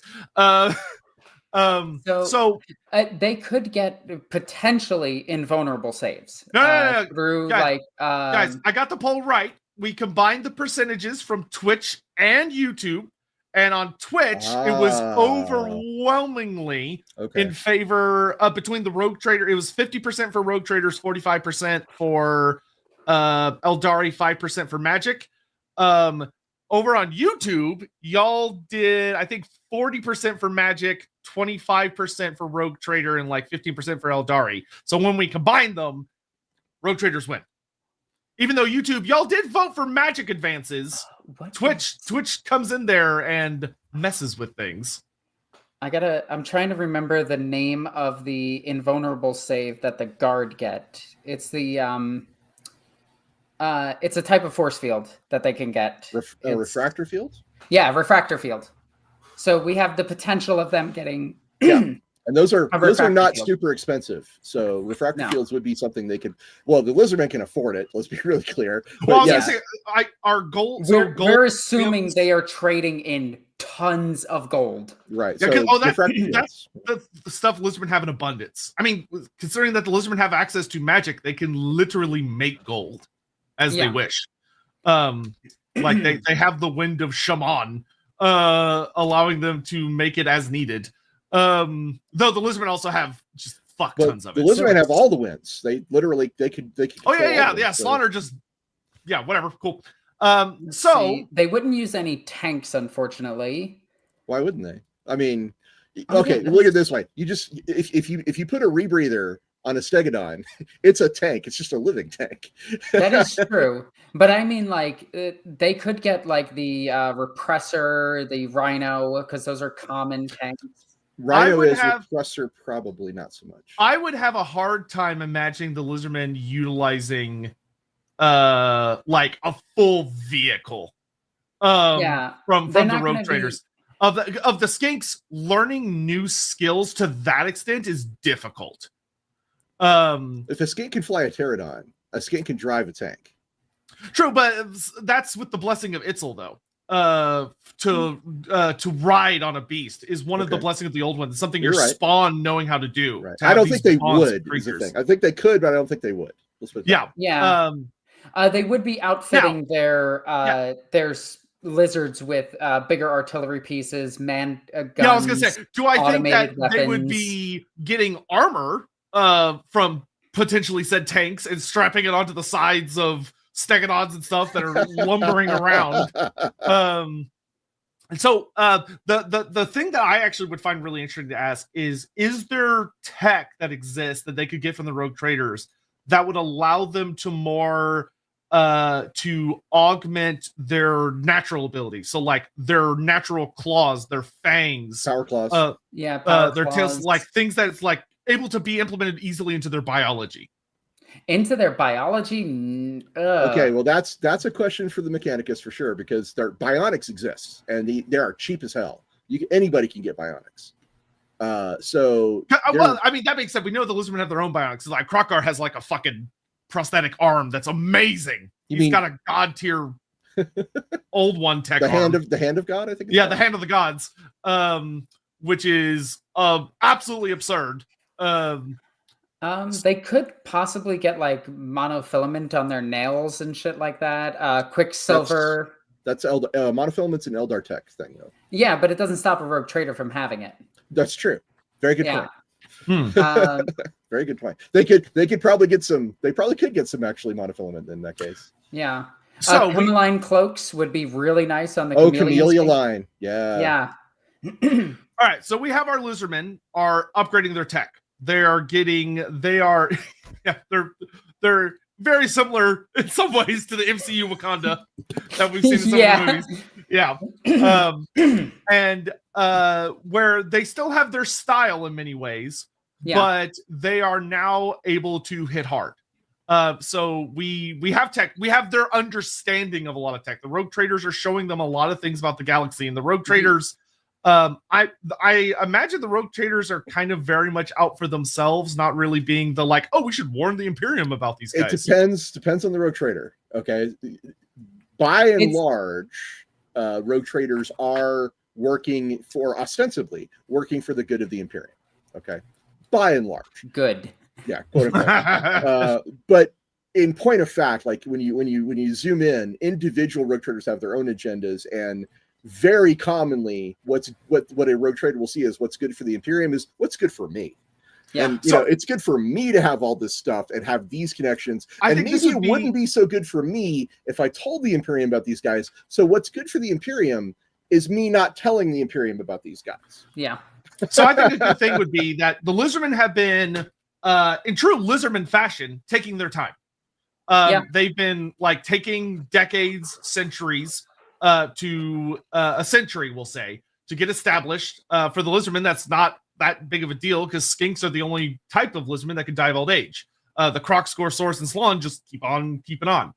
So the question I would have for y'all, and I think the fun way y'all could paint a story is, so with y'all's 40K knowledge, what would you think would be the most realistic? What is going to be the 40K universe's natural response to this group that so far has remained somewhat unnoticed and unchallenged, but a challenge is the 41st Dark Millennium where there's only war. So a challenge. GW writing a setting book for it? Because then nothing happens. No, it's not a tabletop book where we're too scared to advance the story, or else we might goof something. Hey, here's Ross, an entire book about killing Shalaxi. She doesn't die at the end.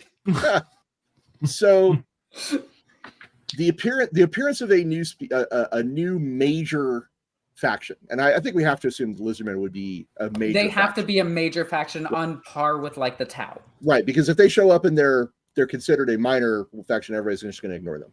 So we'll assume that they show up and they are considered a major factor, like not unlike the Tau, and it causes ripples throughout the galaxy.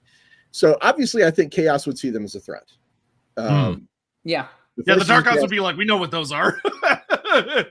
I mean, there's established enmity between the Lizardmen and the Ruinous Powers from their former home.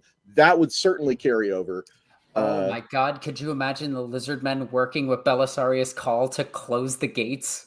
Of course, I could. Absolutely, I could. God, Belisarius Cawl, like lizards that have no ancient technology. Okay, so yes, where we're please. at. So the Lizardmen have established a significant amount of planets. They're terraforming them all into jungle planets that have all sorts of crazy fauna, and magic is being introduced to all these planets. This might actually attract the Tyranids.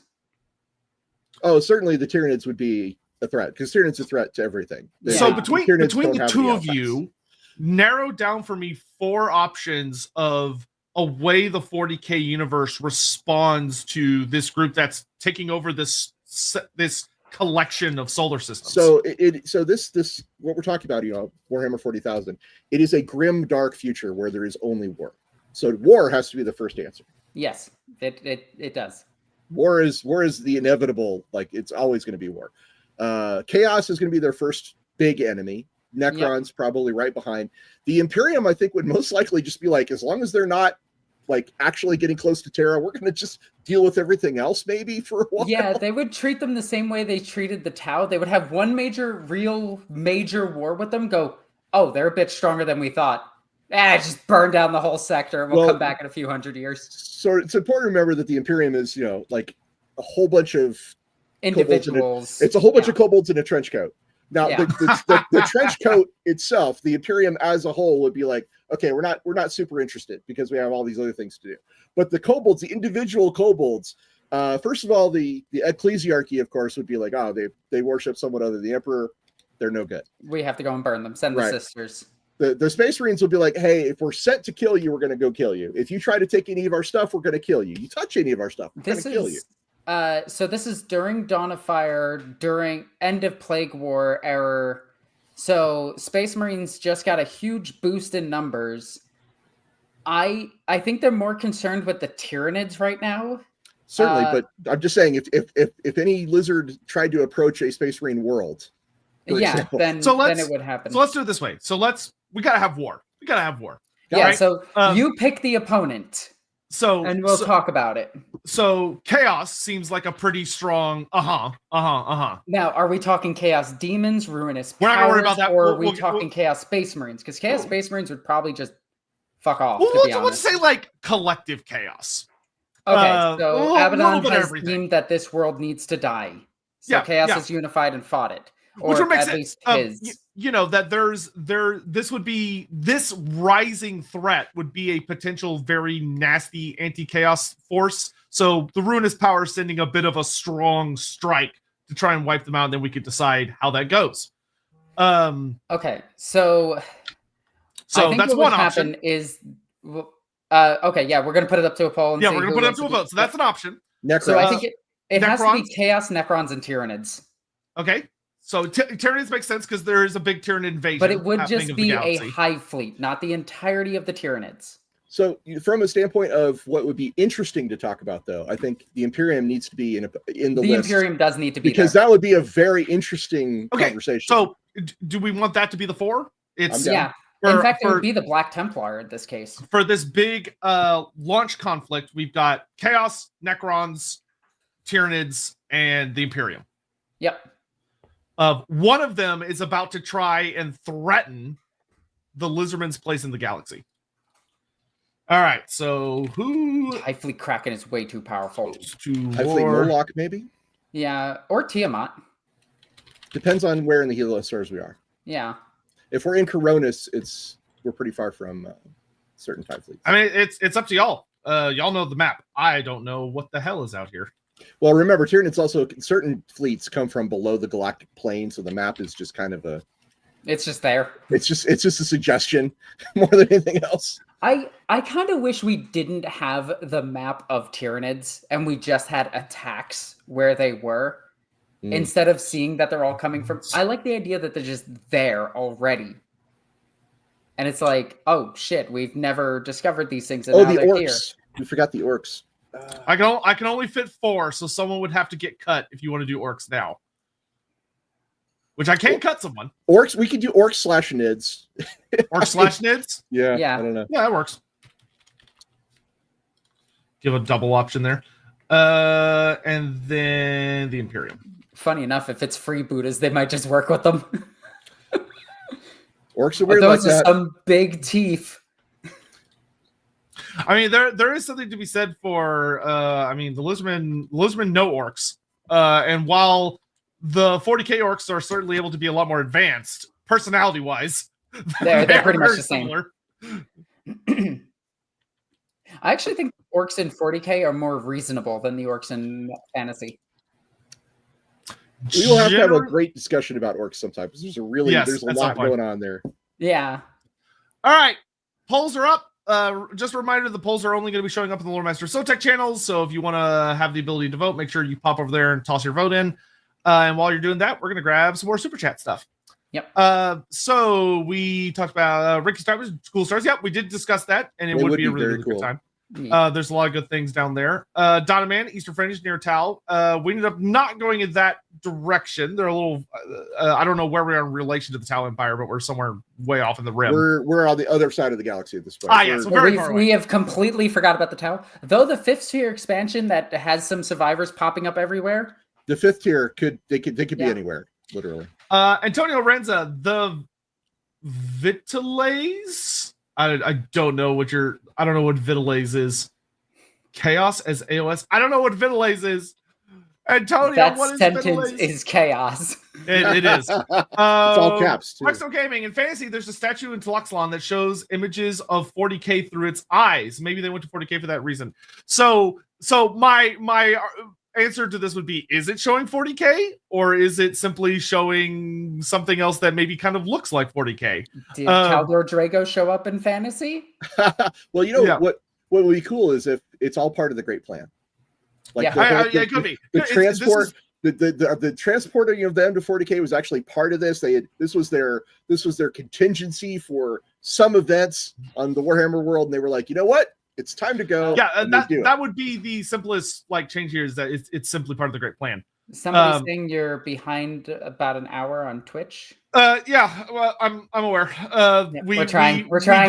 We go through them in the order they arrive, so be aware that it might take a minute. Yep. We have Grim Isaac, sorry. Halo Stars, old one coming back for revenge. Ghoul Stars, fuck Necrons. Ultramar, what the fuck? Cadia? Oh my god, they could rebuild Cadia. They certainly could. Listener Chris, hey Trazen, when did you add a first generation Slann to your collection? It's always been there. He's been there the entire time. Is a Slann in the background of that one episode? That would not surprise me in the slightest. One of the Trazen animation. Yeah, I can't remember if it was. Somebody correct me if I'm wrong, but I kind of think it was. Let's see. We've got Orange Crescent. What would be the most 40k thing to happen? The Lizardmen arrive. Oh my god! Elementers. He's right. He's absolutely right. That would be classic. because the Lamenters always get screwed. Yeah. The Lamenters are like, No, finally, no. we found this old one thing that could resurrect the Emperor, and just Lizardmen just show up. No, it's gotta be in 40K. Do you remember how the Avatar was the punching bag for the longest time? Now it's what's his name? Oh my god, the Primarch, Angron. Everyone beats Angron now.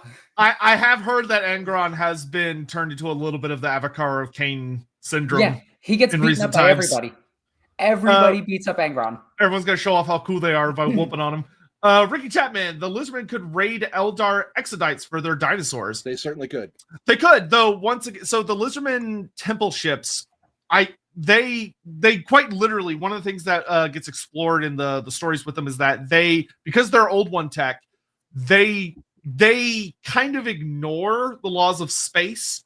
So when you're inside of a Lizardman ship, depending on how you navigate it, it is far bigger than it has any right to be on the inside. Like it's so much. They're large on the outside, but they are almost not infinite, but they feel like they're infinite. Typical pass the old one bullshit. To the point where they have literal giant chunks of like Lustria and the Southlands, like the original jungles there, so that the dinosaurs are able to just live normal lives and breed and continue producing, and the Lizardmen are able to maintain them with like stable numbers, which is pretty neat. Jack Ruby, we got that. Thank you very much. Sean Schultz, how do the Lizardmen view the Votan? I don't know if the Lizardmen would probably at eye level. Sure. I don't trading know. Partners, to be honest. Trading partners. I don't know that. Yeah, probably trade partners. The big thing would be like they would be the best trading partners to the Votan. The Votan would hand them weapons, and the old ones would just create material for them, and they'd just be like, "Awesome." I mean, if it works, it works.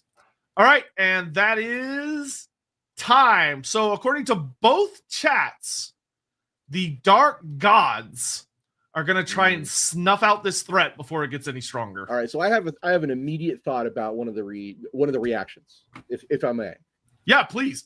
I believe Nakai the Wanderer would set forth to round up as many allies as possible. And I'm talking about like maybe he will go visit all those reptilian aliens like the Slith and the Loxiotl or whatever, or the Lair. But he might maybe also even the crew. But then Nakai he could show up just about anywhere because he's Nakai and he knows where he's needed. He might go find the Creed, he might go find the Tau, he could show up on an Eldar craft world, who knows? But I think Nakai would be gathering allies for the Lizardmen. Our enemy is your enemy. We will weaken them together. So yeah. I think Nakai would be good if you're dealing with kind of bestial Xenos, because Nakai being a big croc score, he kind of he's not a diplomat, right? He's yeah, not going to just like he talk. Speaks in like single syllables, right? Yeah, so maybe that's more of a role for Loxiotl. I don't know. Well, yeah, well, what I would say is I think what it would probably be is like chaos or various forces of the what chaos notices is that you have something like Nakai showing like there's a world where chaos is attacking. The Imperium are trying to defend what they don't realize is a very important planet in the Old One schemes. And as the demons are flooding on, this big 12-foot tall, or like more like 14-foot tall, like super buff crocodile monster comes running out of the jungle of this death world. And it's just saving people randomly. Godzilla shows up and just starts killing demons. And people are like, what the fuck's going on? And he just shows up, kills a bunch of demons, and vanishes. And people go, well, that was fucking terrifying. The Emperor has a fucking crocodile pet, apparently. Or you have Oxiotl. Oxiotl is Chameleon Skink, who's manifesting places. Because the Lizardmen would know the webway well. It's basically the path of the old ones. Right, so they can use it. That's how Nakai gets around, obviously, uses the webway. Yeah. Of Oxiotl showing up, theoretically how Cypher gets around. Yeah, Oxiotl showing up with his little blowpipe on, like, you have a sorcerer that's about to complete some great ritual, and then he just hears a, and then yeah, just right in the eye socket. So things are happening around the galaxy where the scale is starting to be pushed, and chaos response, like an immune system noticing a new attacker. The one thing that we do have to clarify really quickly, at the current timeline, Slaanesh and Khorne are having an all-out war because Shalaxi kicked Karnak. And this was actually a major... This was don't mess with his dog. This was a point in the Gathering Storm series. Was it the Gathering Storm? Where Guilliman was having his crusade back to Terra, and he got captured by Magnus using Shalaxi and using Karnak's forces against him. And then he only escaped thanks to Cypher, but mostly because Shalaxi kicked Karnak out of the way, and all of the Khorne demons stopped fighting the Imperium, turned, and were just like, we're killing you now. See, what you don't know is that Khorne is really John Wick. And you mess with his dog. You mess with his dog, it's over. Yeah. So it is not a fully unified greater demon threat. Fair enough. We don't have Shalaxi, we don't have Karnak, and we don't have the 8 bloodthirsters that are with Angron. So what we could do here for funsies is why don't we give 4 like who's leading this assault? Are we on? Oh, unless you've got. So I think there's only one clear answer for the Lizardmen for their like forward commander. Dwayne Gorok Johnson. Oh yeah, for the Lizardmen. Yeah, Gorok's going to be very involved in what's about to go down. I think this is going to be a defensive fight. I think leading the demons is probably going to be. It's not Kabanda. Kabanda's busy. He's currently, fucking hate Kabanda. He's busy with the Blood Angels at the moment. So most of Khorne and Slaanesh is busy. And Fate Weaver was fighting Guilliman around this time, and is still battling minds with him, depending on how much you want to read into the one sentence. So it could be Mortarion. It could be Mortarion, but he's kind of in trouble from Nurgle. This is a great punishment. Yeah, this is a great punishment. Redemption opportunity. I was gonna say it's Rodigus or Korbak's Utter Blight. So, if I may, I'm gonna make the case for Mortarion. Okay. Mortarion hates magic. Mortarion does hate magic, and he's a massive hypocrite, so it does make sense. Granted, he does need to get his redemption. Granted. So I can see him leading the Death Guard, which is now a whittled force. So he has to get more demonic allies. And because Magnus hates Abaddon, he does help him, but he hates him. You wouldn't see the Black Legion show up. No, but don't forget about the Lost and the Damned. It's the not Lost just, and the Damned would be not, there. The Chaos Forces are not just Space Marines. There are whole hordes. Yeah, humans and guards and I think we could do like a quick little 2-minute vote here. So we got Mortarion. A lot of people in the chat are screaming Lorgar. Lorgar doesn't do anything. I mean, this could be his opportunity to do something. No. Lorgar's too busy running away. There's a Birdman after him. That's fair. I also would run away if there was a Birdman chasing him. People are saying Be'lakor. Do we want Be'lakor as a potential option? No, Be'lakor has a win. He's good. He's done. Alexis is no. It would absolutely. It could be Vashtor. It could be Vashtor. Yeah, Vashtor's got his fancy new planet thing, doesn't he? Yes. Okay, so we got Vashtor. It's Vashtor, Mortarion. Be'lakor, obvious. Be'lakor. All right, you know what? We'll throw Be'lakor in there. Be'lakor in there. All right, Be'lakor. Okay, cool.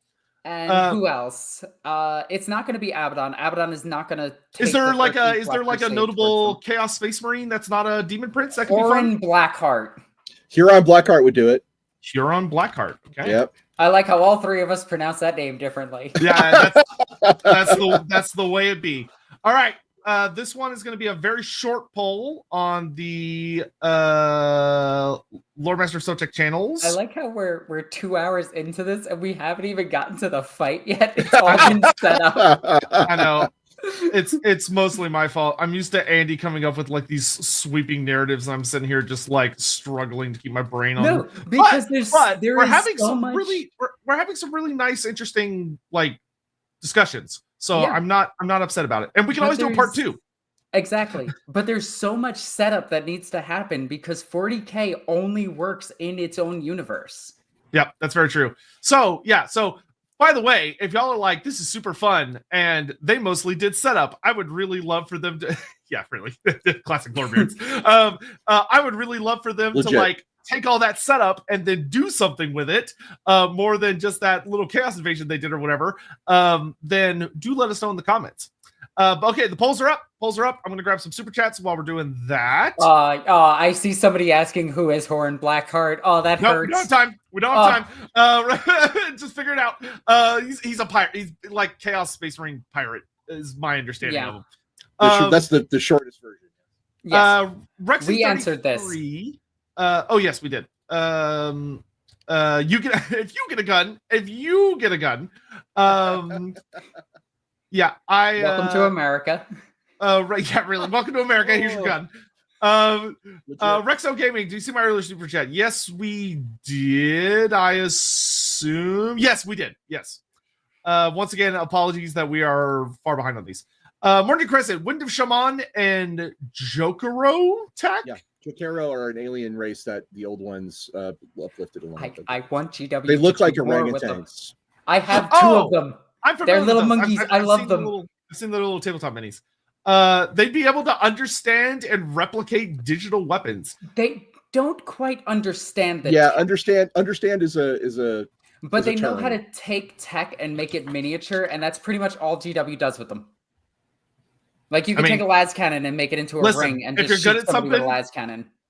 You know, find your niche. Find your niche. Gaston, would the Slann consider selling Saurus that are servants but are actually sleeper agents? Most on the skill would be expensive. No, Saurus would be terrible for this. Skinks as mercenaries is something that's happened. Skinks have worked as dogs of war under the guidance of the Slann. That's Tinchi Winchi, right? Yeah, Tichi Huichi. You were close. Oh no, couldn't pronounce that correctly. But calling them sleeper agents. So what the Slann do is they would in this case be sending out groups of skinks that the Slann are telepathically communicating with over horrifically large distances. And basically just giving them little orders to go around and say, hey, I'll work for you if you give me that weird little doodad that you don't know what it does. They that little like be filling the roles of Kroot right now. Yeah, except for they're kind of they're much less combat heavy and much more like kind of hit and run specialist scouts. Yeah. But they would be very rare. It would be very, very, very few groups of skinks that would be trusted to do this. Yeah. Antonio Runza, response from the Imperium. Caiaphas Kane. We might just have to end with Caiaphas Kane showing up. It's Caiaphas Kane. Hero of the Imperium has to be always said afterwards. Ricky Time, as someone who plays a rogue trader in the TTRPG, we'd probably sell them weapons for some of those dinosaurs for our personal zoos and arenas. I will say the Lizardmen would be happy to sell dinosaurs because they would be like, good luck not getting killed by them. Have fun. Surely there's no way this can go poorly, says the rogue trader. Oh, you want the bloodthirst, like the moment it smells a drop of blood somewhere within like 5 miles, it goes berserk. T-Rex, have it. Jurassic Park, but 40K. Yeah, it's Jurassic Park, but in space. What could go wrong? It is Jurassic Park if all the dinosaurs were on speed. Yeah. Eric, have them drop in when the Imperium attacks the Iconoclast RT from the CRPG. Yeah, I think that overlaps in the Alcat game. I think that overlaps and injects them into galactic politics. I will say I am looking forward to the Dark Heresy game because the fact that there's a playable Kroot character that has my attention. That do have my attention. I'm obviously very interested in it as well. Alcat rules, by the way. Their games are they do. They're super awesome. I want them to do the Enemy Within so badly. So badly. They could do it justice. I believe in them. Let's see. Poll is up. Did someone catch the result on Twitch? Because it's going to be very important because the one on YouTube is very close. I was yapping for too long. I did not see it. I was not looking. I'm sorry. Yeah, no. Someone in the comments. Someone in the comments caught the percentages of Twitch. That would be great. Otherwise, I'll have to like Brad is math saying it again. Bellicor. Bellicor? That's what says tech. Okay, I'm just gonna look for anyone to agree with him, just to be sure it's not him being like, it was totally Bellicor. That one guy, the Lamenters look on at the unfolding light. An avian and angelic figure cuts a majestic figure in the light, and the Marines drop to their knees. Then they are torn apart by Colchins. So, for anyone, a Colchin it's a large flightless bird on the southern plains of Lustria that some skinks ride. So they're like giant ostrich monsters. They're terror birds. They're the cassowaries. Yes, but like bigger and with like their beaks are like teeth-like. I encourage you to go look at what a cassowary looks like. They are amazing. They're spooky. It was Bellicor. Okay, Bellicor. Okay, so I'm seeing a lot of Bellicors, and ending the YouTube poll, Bellicor also. Okay, so it's Bellicor. Yeah, so Bellicor riding high and mighty off of his recent success in his little spat with Vashtor, the totally not going to ascend probably next edition Chaos God. Yeah, what's crazy is right now he has the full Shadow Legion. So he has Chaos Space Marines, Knights, a Warlord Titan, and he has like... Oh, Bellicor does. Yeah, Bellicor actually has like a full Space Marine Legion with him that can teleport anywhere. Okay, Space Marine Legions are a specific thing. So he's got a big collection of Space Marines. We don't know the exact size. Okay, so we got our demons, which everybody knows demons. Don't need to have a ton and of because it's Bellicor specifically, there are no demon princes and no greater demons because he is the greatest of demons in 40k, and that is very important. You cannot include those other demons in your army. Really, Bellicor is super vain in 40k. Well, that is going to hinder the Lizardmen a little bit, for sure. Yeah, that's gonna make killing the Lizardmen a lot harder than it would have been if he's not bringing any greater demons to help out. So we got Bellicor, who's a very tried and true antagonist of the Lizardmen. He's gonna be that they're gonna go, look at all that horrible tech, and then see Bellicor and go, it's him, that guy. Again, now, wasn't he in Mordheim? yeah, tic-tac-toe being like, I killed that guy with a rock once. Now, I will tell you about all of Vashtor's great achievements in 40k. Okay, I'm done. Hey, being the new kid on the block is hard. Being the new kid on the block is hard. He's not even the new kid. He's just the kid you bully in the back of the bus. Ouch. So some of the cool things that Bellicor has done in 40k. He did take over a couple of planets. He does lead an entire... Chaos Space Marines are said to be Legion, but they're not Legion size. They're typically around the size of a Space Marine chapter. So we can assume that he has about 1,000 Marines with him, give or take. We can assume that he has a Knight household with him because there is a Knight household dedicated to him. A Knight household can be anywhere from 5 to 50 Knights before it gets too large. And that can include anything from a Porphyron, Atropos, all the way to the Mechanicus Knights. He can take all of them. And he does have a Legio Titanicus army with him as well. So he does have things like Warlord Titans are going to be the most common that he has because for some reason GW said they're the most common Titan. I don't know why either. He has Warhounds, Reavers. He doesn't have any of the Psi Titans or anything bigger than that. Nobody has Psi Titans except for the Emperor. The Imperium. Strictly the Emperor. Specifically the Emperor. Nobody has Psi Titans except for the Emperor. Yeah. So let's see. He has Destroyer, Despoiler class ships. He has a ton of Chaos Space Marine ships that include lance weapons. Specifically, they don't include Nova cannons. Yeah, that's Imperium only. Yeah, that is Imperium only. They do have lances, and lances are very long-range weapons that can cut through shields very quickly. They have bombardment cannons. They have Ursus claws. But more specifically, since they're Chaos Space Marine ships, they're going to want to get close and do boarding actions. which actually might work to the detriment to them because they're going to hit the ships and then end up in a whole new world. Fair. Yeah, that's true. When you do a boarding action, all of a sudden you're in fucking Lustria going, what? Yeah. So the big equalizer for the Lizardmen, though, is they have, we've already decided this, they have all 8 winds of magic. And battle magic is a big deal. In Warhammer Fantasy, battle magic, 40K really doesn't have anything like it. I mean, you can hit an entire unit of guys with a spell. Yeah. In Warhammer Fantasy. So the thing that's going to make it better for the Lizardmen is going to be their god engines, their big blast, because they have an indefinite range in space.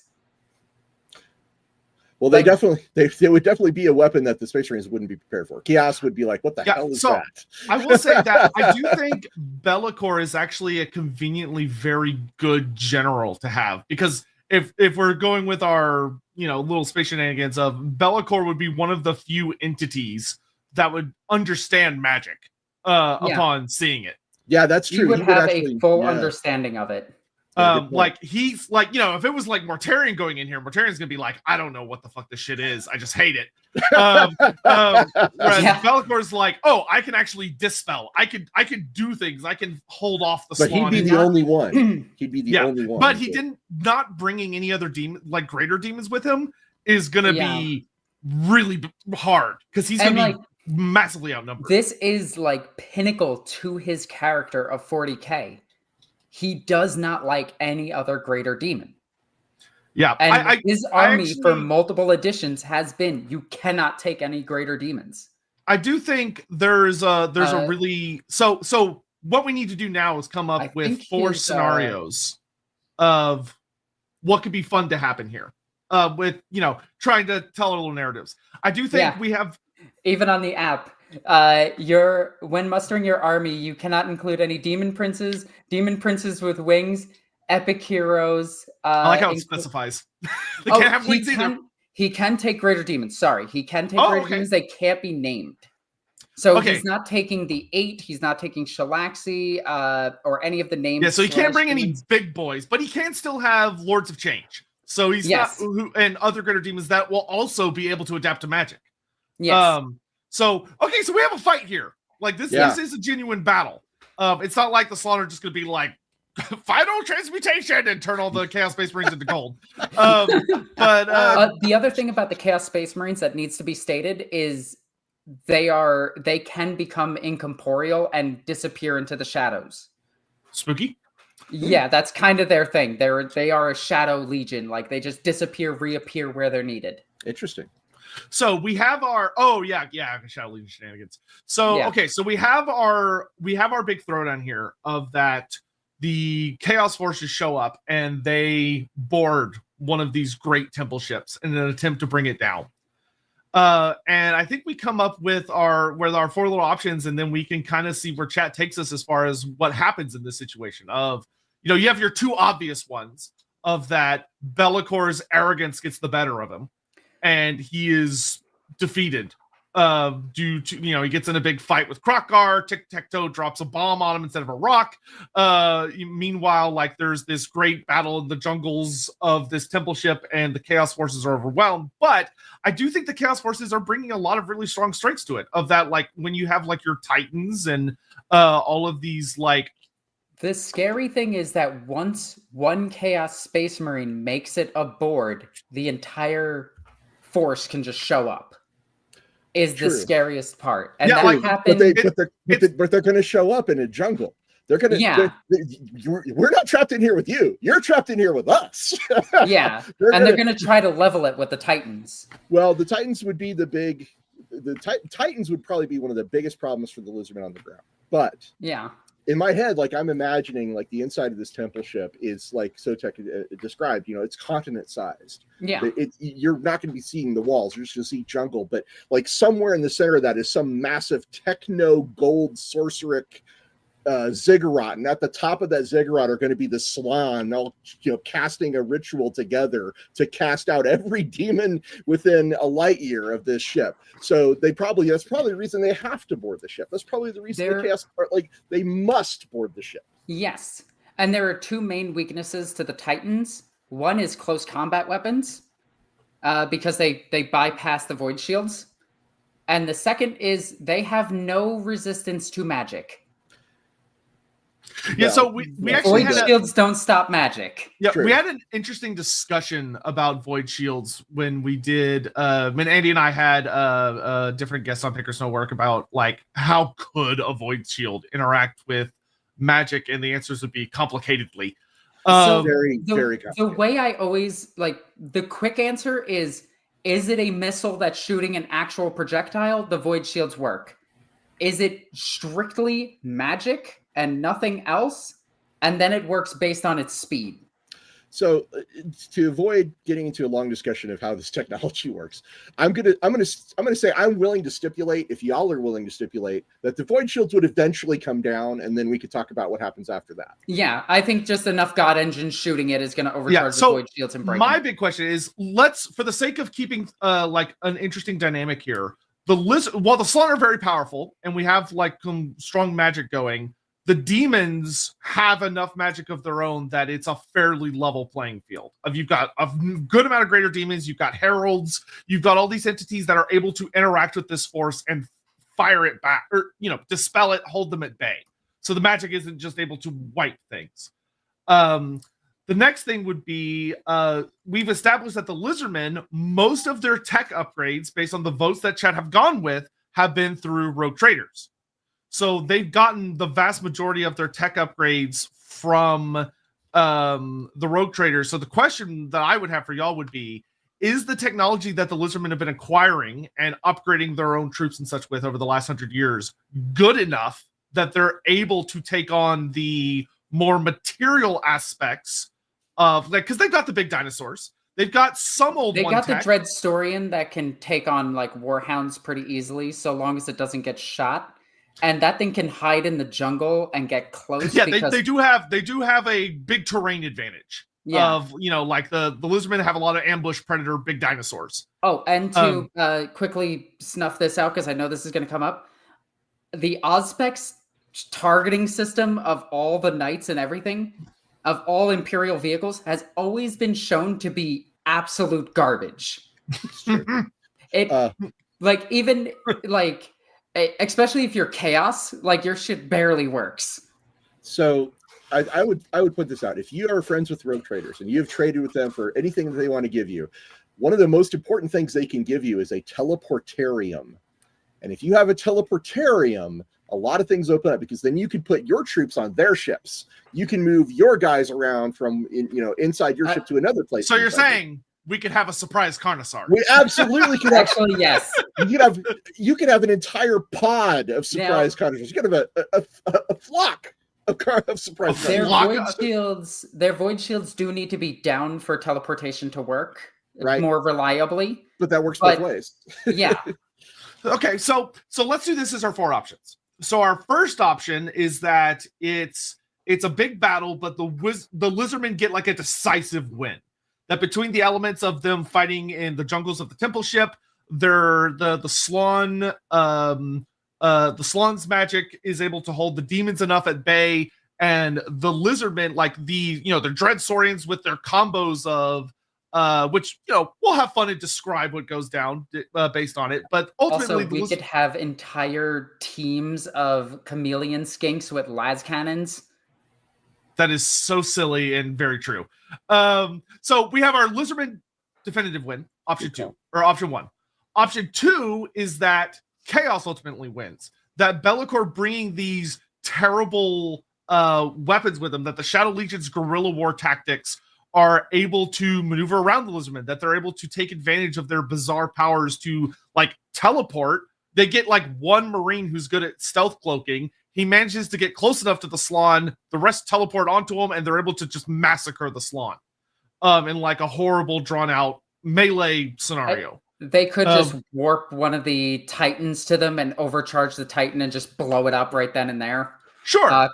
So something goes down where Chaos is able to achieve a victory, and we have a temple ship that gets destroyed and has cataclysmic consequences for the Lizardmen and their rising empire. Our third option would probably be that the Lizardmen get and I'll organize these a little better, of that we have like a Pyrrhic victory for the Lizardmen. Unless y'all have like a particularly fun scenario you think would be to throw at like some third faction gets involved. Well, I mean, a tie is a very 40K kind of. It 1000% is. So we could have a tie for the third option. Be'lakor achieves his goal that was never stated and leaves. I think those first two that you talked about, any victory, Chaos victory or a Lizardman victory, is going to be Pyrrhic, in my opinion. Fair.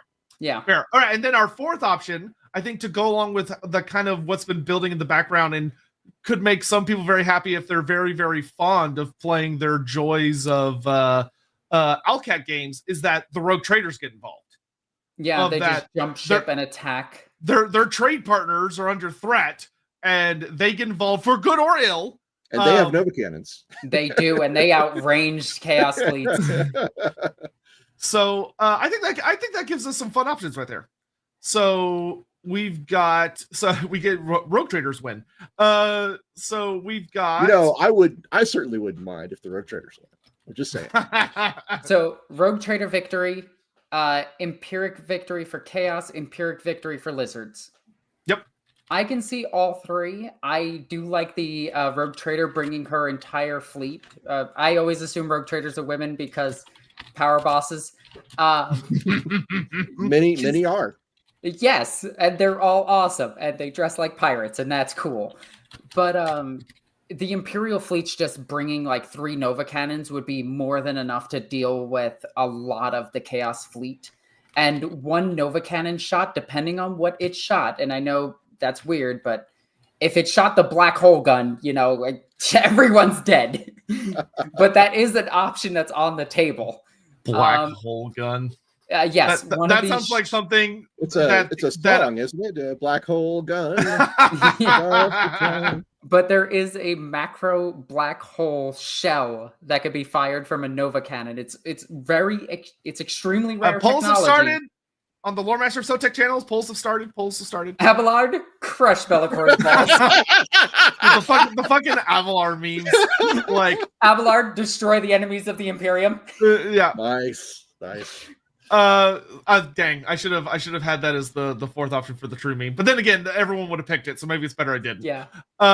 So okay, we need to get caught up on things. Cole Patterson, Lizardmen seeing Katachan saying, it's just like home. They would. Yes. Absolutely. Lustria is quite literally a death world. It just is. It's a magically enhanced awful jungle of death and awfulness. It would make the Katachans stronger. Yeah, the Katachans would be like, new training regimen, let's go. Gaston, Oxiodal versus Fabius Bile is the book I want. I would read that book. Oh, that would be a good book.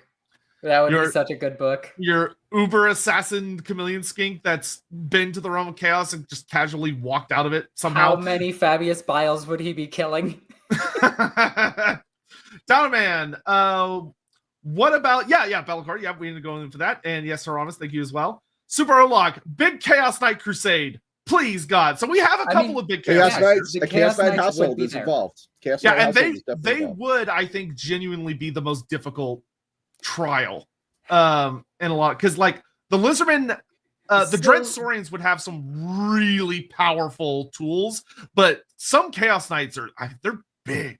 They're really big. And they have lots of guns. Yeah. They have lots of guns, and they potentially have like the rot around them that is going to kill them because it's diseasing them. They could also have like better close combat or the Slaanesh sensory deprivation things. Mm-hmm. Yeah, the Chaos Knights would be a serious problem. Yeah. Serious problem. Yeah. Way more than the Lost and the Damned. The Lost and the Damned are fodder. But yeah. I've always, based on what little I know about 40K, whenever you have those chats of like fantasy versus 40K and stuff, the Titans have always been the thing where I'm like, that's like the mountain that fantasy will fight. It usually comes down to the And void shield discussion. Like what ultimately makes- is usually the crux point. What makes the Titans in this scenario even scarier is that Be'lakor can just summon them.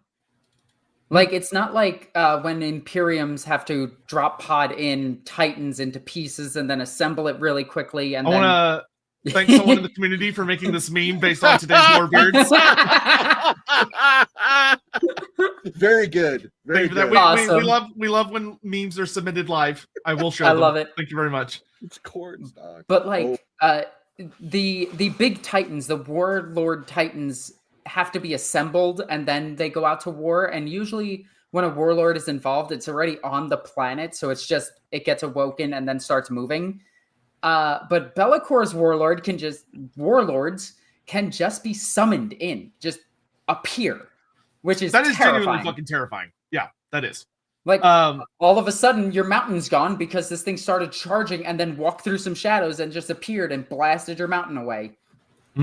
Yeah, or a temple in this case. That would definitely be something that would happen to at least part of where this battlefield is. I could see part of it absolutely gets annihilated by a Chaos Knight shenanigan teleport thing. Because the first time he would do that, the Lizardmen would be completely unprepared for it. True, but I mean, the Lore of Metal. Like I think it would definitely be a fool me once situation. Yeah. Surprise Warlord Titan, yes. Yeah, It is a surprise Warlord because then Titan. you have like Lord Mazdamundi being like, okay, unleash the Dread Saurian that is literally a ghost creature and is partially invisible until it's right up on your ass. Like they want to do a teleporting robot, we got a teleporting dinosaur. Fuck it, let's ball. Braum, Be'lakor shows up only for Tic-Tac-Toe to drop it. Tic-Tac-Toe will almost assuredly get the kill shot because it's tradition. If the Lizardmen win, he gets the kill shot. Shadishian, Slann bioengineer, a Tyranid hybrid flying Saurus super soldiers controlled by their psychic collective for instant adaptation and chaos immunity. So you're saying the Lizardmen just control alt delete the 40k universe in that case? I feel like I don't like it. Yeah, I feel like that's basically on par with like coming out and saying, "Oh, the Lizardmen just like the Slann just seize control of the hive mind." That's like that level of ridiculous. Silly.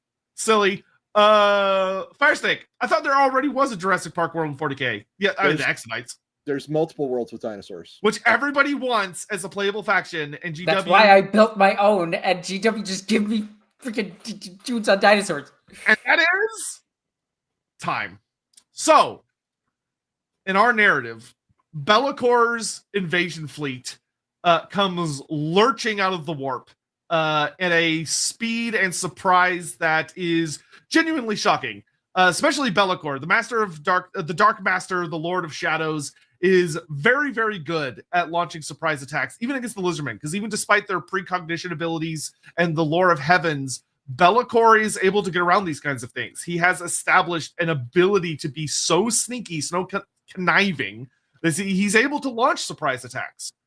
And as his fleet comes out and they begin their terrible boarding actions, they find themselves in a great jungle that just almost immediately erupts into warfare with all of the roaring dinosaurs and screaming monkeys and all the weird wildlife of this strange place that no doubt has been augmented by weird pets the rotators have brought and accidentally introduced into these hellish jungle environments. And a great war breaks out where you have legions of the Legion of the Damned able to somewhat teleport around, going on alpha strikes, but being countered. Not the Legion of the Damned, the Damned Legion. The Damned Legion. Two different things. Apparently. Thank you, Alexis. GW, get a thesaurus. I beg you. Get a thesaurus. No, we need to name everything death something. Yeah, so the Damned Legion teleporting around, going for critical strikes, only for them to suddenly be in a swamp where Kroxigors lurch out of the waters beneath them and are slamming into them with thunder hammers, and Saurus warriors are getting into raging battles against hordes of demons. Greater demons are unleashing cataclysmic spells that are being countered and fired back by the slot. Yeah, you have Gorok doing what Gorok does, which is just thinking like he's just too hard to die. He just can't. Like you have a Space Marine runs up and like impales him like Horus does in that cinematic, and Gorok just looks down and is like, just bonks him in the head. It's because he's half naked, and that means he's mostly naked, so he's invincible. You have your Dread Saurians getting into these climactic kaiju battles of scales slamming into Titans, and the Titans moving surprisingly agile, because whenever I see an animation, it's like, oh, those things can run. That's really weird looking. Yeah, Knights can run. Knights and Warhounds can run. Yeah, Knights and Warhounds can. This great epic battle as it's spreading out, and the jungle environment is beginning to burn. Parts of the temple ship are shutting down and going haywire as chaos is being unleashed in its full might, and things are looking dire. And then out of the depths of space, on one of their routine visits, very, very excited to come visit their very strange, cold, aloof, but nonetheless generous, because they don't seem to understand the value of gold and gems and all these other things, trade ally, comes a fleet of rogue traders. Woo! Who see that their prized hog is under attack by a chaos fleet. And they say, absolutely not. Hands off, that's mine. There are 2 reasons that they would hate them. 1, they're chaos. 2, that's my money. And in both are the same reason. Yeah, and a true way that all 3 of us, your host today, can understand is a true American passion of they're not here to save the Lizardmen. They're here to save the metaphorical oil. And they come in, eagles screeching, guns blazing. Freedom. And the Chaos fleet, notably, because the Lizardman fleet would be significantly smaller. Like, they have these giant temple ships, but they don't have like tons of little fighters or other little ships. No. It's mostly just these large, monstrous things that can fire horrifically sized laser beams, but they're slow. They're not good at maneuvering. Suddenly is being aided by an actual fleet that knows how to engage chaos, knows how to fight against chaos, and chaos is ultimately needing to be forced into a retreat. And while Be'lakor inevitably, probably either gets shot by your heroic character yelling for Adelard to kick his ass, or for Tic-Tac-Toe to heroically swoop by and drop a bomb that comically goes off at just the right moment. The rogue trader maneuvers Be'lakor into position for Tic-Tac-Toe. Yeah, he sees Can you Tic-Tac-Toe stand on that big coming. X over there, please? Yeah, and in true Saturday morning cartoon fashion, Be'lakor is banished. And with Bellacor's defeat, the Slann gained the upper hand thanks to the rogue trader. Because the rogue traders, honestly, would be one of the perfect ways, because if they're doing the job of going after the sinister backline forces that are where the powerful wizards are hiding, unleashing their great spells, countering the rituals of the Slann, and help take out Be'lakor in a very heroic main character protagonist fashion. Oh my god. Take out a couple of greater demons, the Slann would gain the edge. And when the Slann gained the edge, the battle's over. The crazy thing is, in this scenario, the rogue trader is taking every bit of the credit for destroying not only a Xenos faction of unknown origin in their entirety, so nobody investigates them, so they keep their nest egg, and they destroy Be'lakor. This woman knows rogue traders. That is she knows rogue traders very well. I honestly think that is a very perfect way to make the rogue trader option unique. Is that not only do the rogue traders save the Lizardmen, who are crippled and indebted in a way, not that the Lizardmen truly understand the concept of indebting, but they're like, oh, these servants of the old ones, these things we identify as not being part of the anathema of the great enemy, have shown up to save us, as is part of the plan. This is all that is right. And the rogue traders go, yep, report in, discovered new Xenos faction, wiped out by us, and job done. Don't come to the sector. Too dangerous. Demons. Large reactor leak. Very dangerous. Boring conversation anyway. The only problem that they would have following this is the Dark Angels would probably come to the sector because they're still after Be'lakor. And then they would see the Xenos faction and they just wouldn't care. They'd be like, are they a threat? No. Okay, leave. With Dark Angels, it would depend on a lot of things. Yeah, they probably wouldn't go to the worlds to like fight the Xenos. They would probably just look at them and be like, all right, mark them for extermination. Now we're talking. And then but we have more important things to do. We have more important things to do right now, but we'll be file back them in the great bureaucratic machine. We will get around to it at some point. Especially if somebody as powerful as a rogue trader tells them to like, hey, this sector is ours. The Dark Angels wouldn't actually show up for a fight with a rogue trader right away unless the Unforgiven or the Forgiven were involved. Yeah, rogue traders can wield a lot of power. I mean, it's not unheard of for a rogue trader to tell a chapter master, hey, move on. Yeah. It's not impossible. It's more of a negotiation of equals. Yeah. They would probably like negotiate for like, honestly, they would probably be tasked by the Dark Angels to destroy them. And they'd be like, yes, sir, we intend to fully do that. Yeah, it's on my to-do list. Eventually. It's at the very bottom of my to-do list. We put it right at the bottom, so it's first. We go in last order. It's like a chain in Yu-Gi-Oh! Yeah, I think that is honestly like one of the best ways to end a potentially and very likely part one of that. The Lizardmen's arrival into the 40K galaxy is bumpy, but they find themselves in a fairly empty, oft forgot about sector of the galaxy, and are able to start putting down roots, establishing themselves. And of all of the forces in the universe that could have found them, it is not the ravenous hordes yet of the Nids, nor have they had the misfortune to awaken yet a tomb world of what would honestly be ancient, horrible enemies.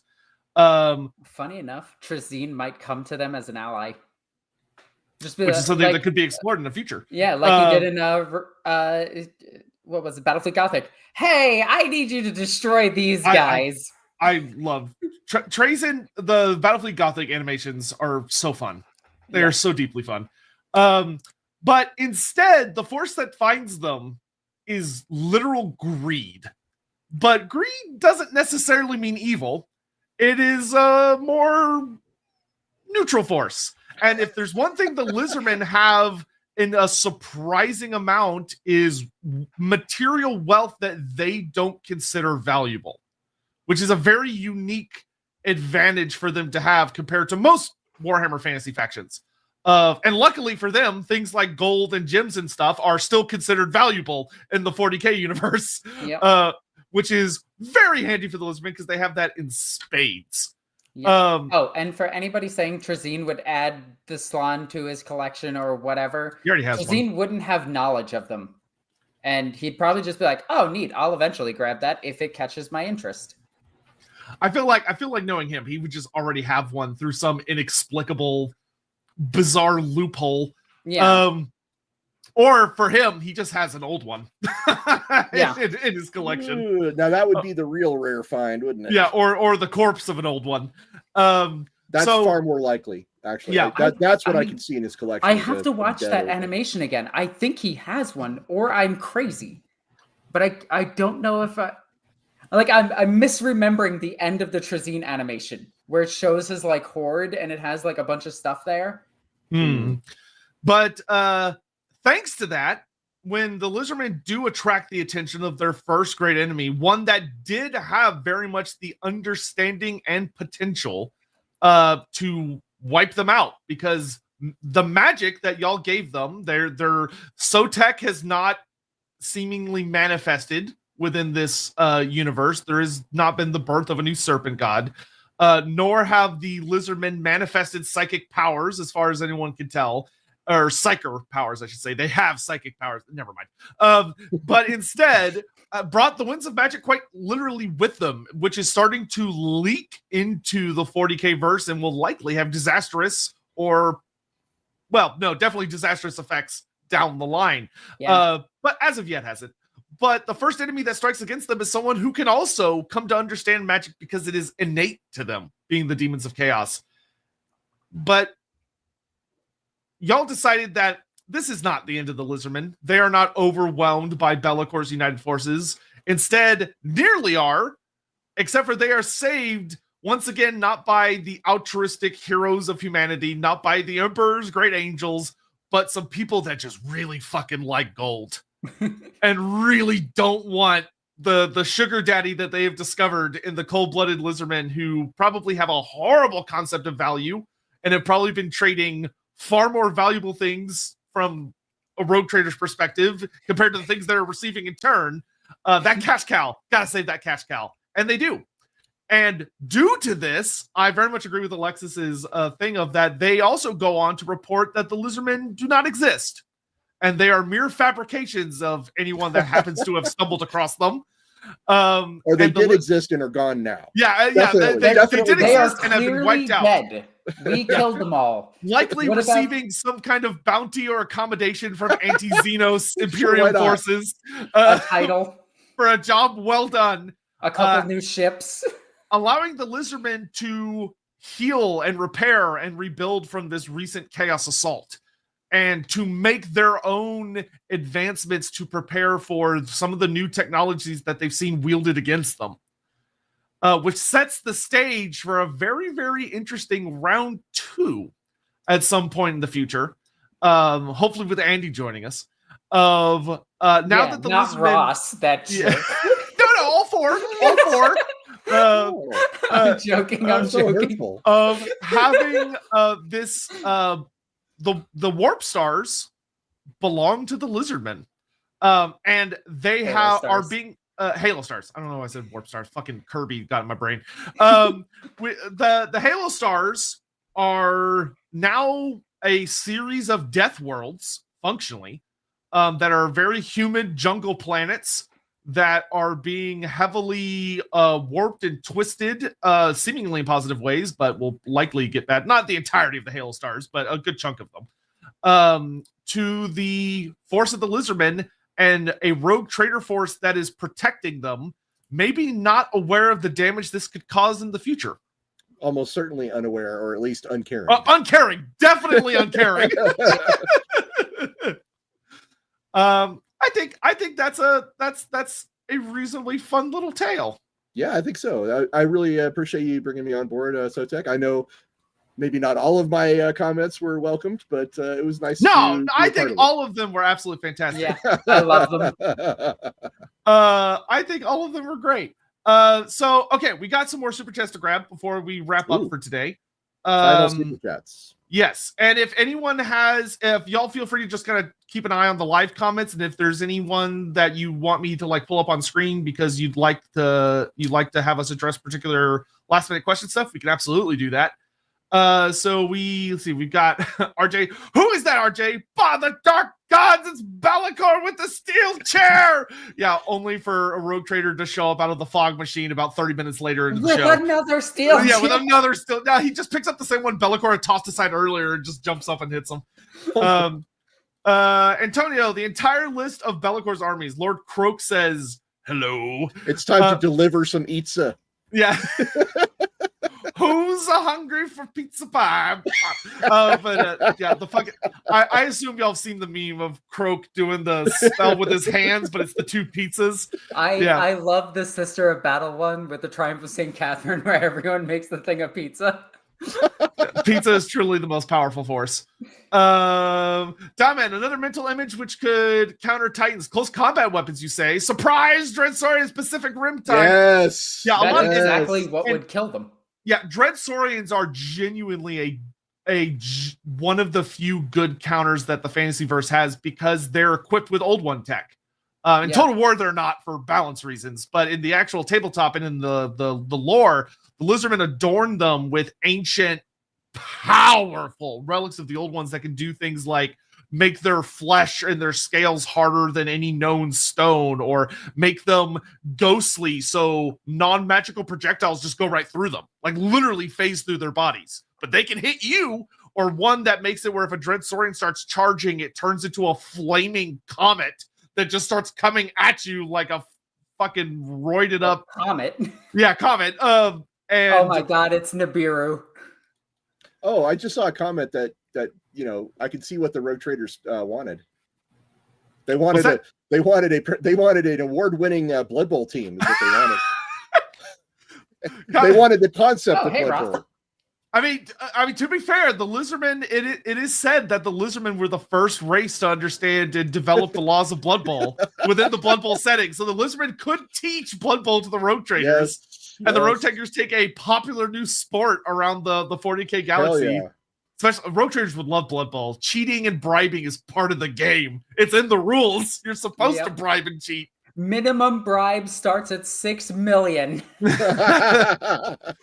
Jack Ruby Ross, does the Severin Dominant still exist in your mind? Well, it exists as an idea. I mean, are you saying does it exist in the current 40K? Which I would assume that's their question. No, strictly to not. you, though. No, do you think it should? They in current 40K era, no. They've been defeated. They were a minor problem in a minor part of the galaxy. It was big to the Calixis sector, right? It was a big issue there, but nah, they're gone. Yeah, that would be so. When you play Blood Bowl, the current edition, Blood Bowl 3rd edition, which is super fun, highly recommended. The video game Blood Bowl 3, also extremely good now. Started off rough, but now it's awesome. I've actually been playing it in my free time, even though it still makes me fucking furious sometimes because it's Blood Bowl. The star players all have special rules now, so they have like special commands you can activate. So if Abelard was a star player, he would absolutely have like Abelard, like fucking kill that man or whatever, or Abelard score a touchdown. Let's see, Firesnake, because we got Ryan earlier. Random idea for a 40K Total War. How about instead of Armageddon? So Firesnake, I will tell you that. If, and it seems very likely according to literally anybody who knows anything, there being a 40K Total War that's coming down the chute at some point. Definitely not this year, but maybe I would hope it's announced this year. A lot of people are hoping it might be announced in December. But if there was one, I would be surprised if they did not at least focus it on like some of the most popular sectors, which Armageddon is like one of the most popular planets. Yeah, the problem with Armageddon, though. Back to it. Yeah, I mean, I don't know if they. I think they'd probably be way better off picking a different world, picking a world no one's explored before, personally, because Armageddon has a ton of history, and trying to communicate that to a player is difficult. Yeah, I would just make a new, like they did with Dawn of War, just make a new sector, make a new shit. I think that's the most likely. No, more Armageddon. Also, you can't have Armageddon without Yarick, and he's dead. And I'm mad about that. And we didn't get a book about it. I don't care if he died in his sleep as an old man. I want that written down in a book. I like, because they didn't do a book. I find it hard to believe that he's actually dead. No, they have flat out stated he is dead, and it annoys me, and I'm mad about it. But then again, it's also to GW, and GW has said characters died before, only to come back to life. What?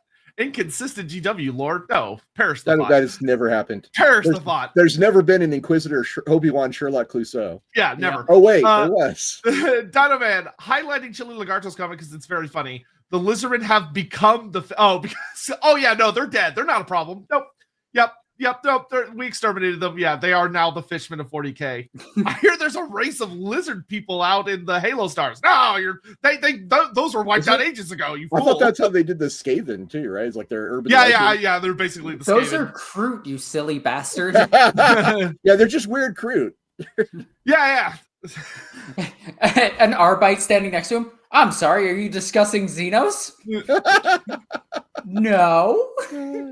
All right, and that is pretty much the end of our time. So I do want to say, before we kind of do our little outro stuff, just thanks so much to everyone for showing up.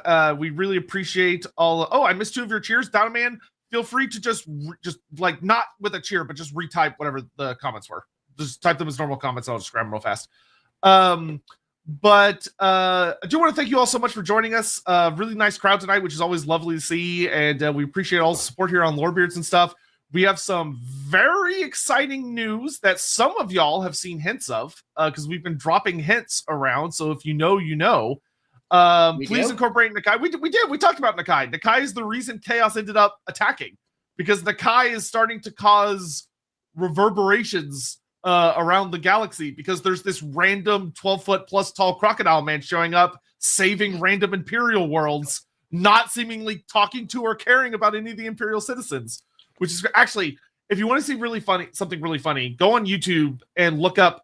There's an animation. If you just type in like Lizardmen animation, you'll find it, and it's an animation of these random Empire citizens being saved by, like, it's basically the A-Team, but it's Krokgar, Gorok, Tehidawin, and Nakai. Okay, now I have to see this. It's a great animation. It's very well made, and it's super fucking funny. Because Nakai, like, you would get the idea. Just watch, see what Nakai does to those Chaos Warriors. That's basically what he would be doing, is you just see him, like, biting off the heads of Chaos Space Marines and doing other ridiculous shit. Dino Man. As a thought, Lizardmen could be some of the best at dealing with Helldrakes and flying vehicles. Ripperdactyl flock swarming over Helldrakes is an awesome mental image. It is, except for the, fire breath. It's like dealing with a dragon. Yeah, that's true. It's not terribly different. That's true. It's actually like a less maneuverable dragon. Yeah. Interestingly enough, I would actually say in some ways that's kind of the Lizardmen's biggest weakness that a lot of people I don't think necessarily think about that often, is like large flying entities are typically kind of difficult for the Lizardmen to deal with, because they don't have an easy answer. But they also live in like super thick jungles where if you are a big flyer, it makes dealing with the Lizardmen really fucking hard. It's called like Lizardman Guardian animation or something. Donovan, before you were talking about good weapons for Kroxigors and how they wouldn't use shields, but I have a counter. Ogren weaponry using shields. More importantly, could Kroxigors use Ogren guns? So, also you get my chat about idea for Lizardman equivalent 40k. Okay, I think I did, and I think we covered that one. So what I'll say is that here's the difference between like a Kroxigor and an Ogren.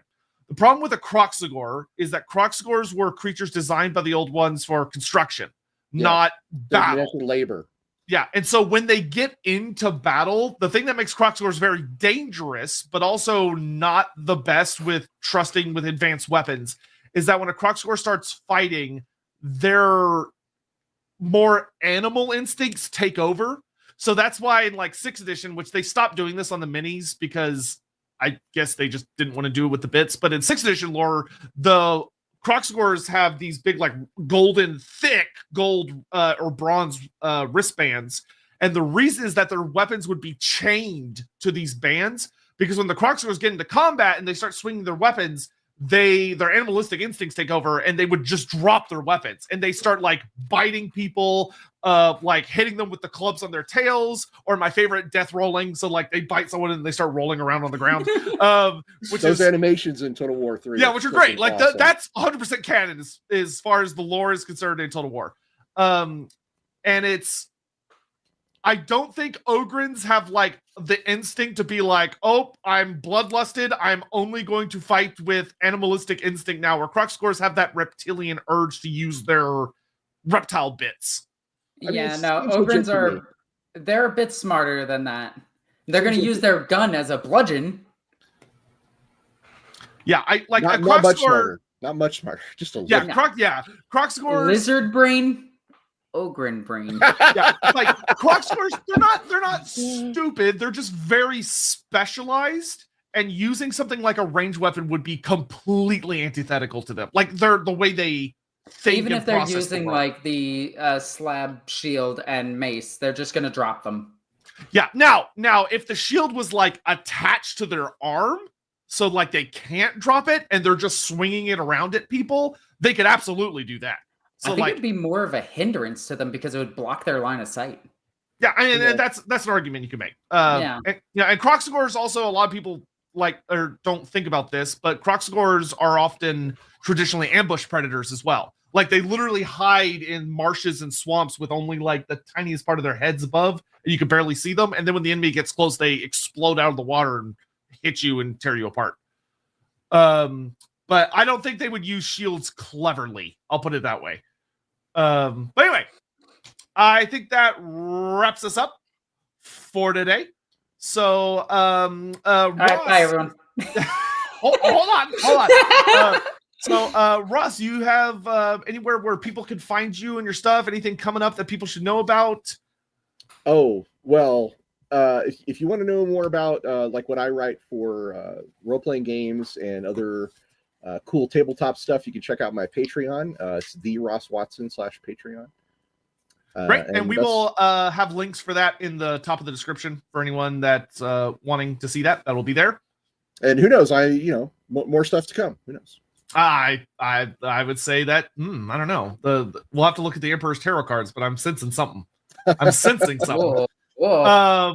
Alexis, you got anything coming up? Where can people find you online? You got anything coming up in the near future? Stuff like that? You can find me on TikTok and YouTube under this username. If I'm pointing at it, I hope I am. Other way. There you go.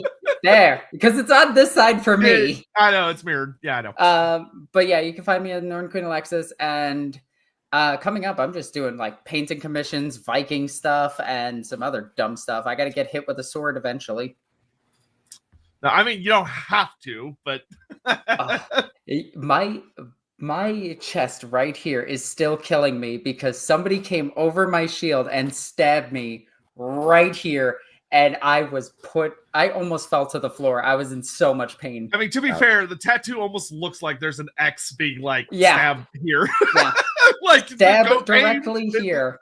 I hope that you feel better soon because that sounds painful. I would not want someone to hit me in the chest with a sword. I'm going to be honest. It's a lot of fun. I highly recommend it. But anyway, yeah, so that's us. Thank you all so much for watching. We will be back with more Lorebeards this Saturday, assuming everything is okay. To do me and Andy will be doing a special where we'll be going back over our more controversial takes, and you can follow up with us on anything we've talked about in the past on Lorebeards. So whether you disagreed with us on something or whether you want us to expand more on something, it'll be a great episode for that. And I saw somebody saying boob armor directs to the sternum. It doesn't. Literally all current body armor for women is boob armor. Cole Patterson, again, do Arcane Idea, please. It's on the list. I will put it on the list. But that's it for us, and we will see you guys next time. Thanks for watching. Bye-bye.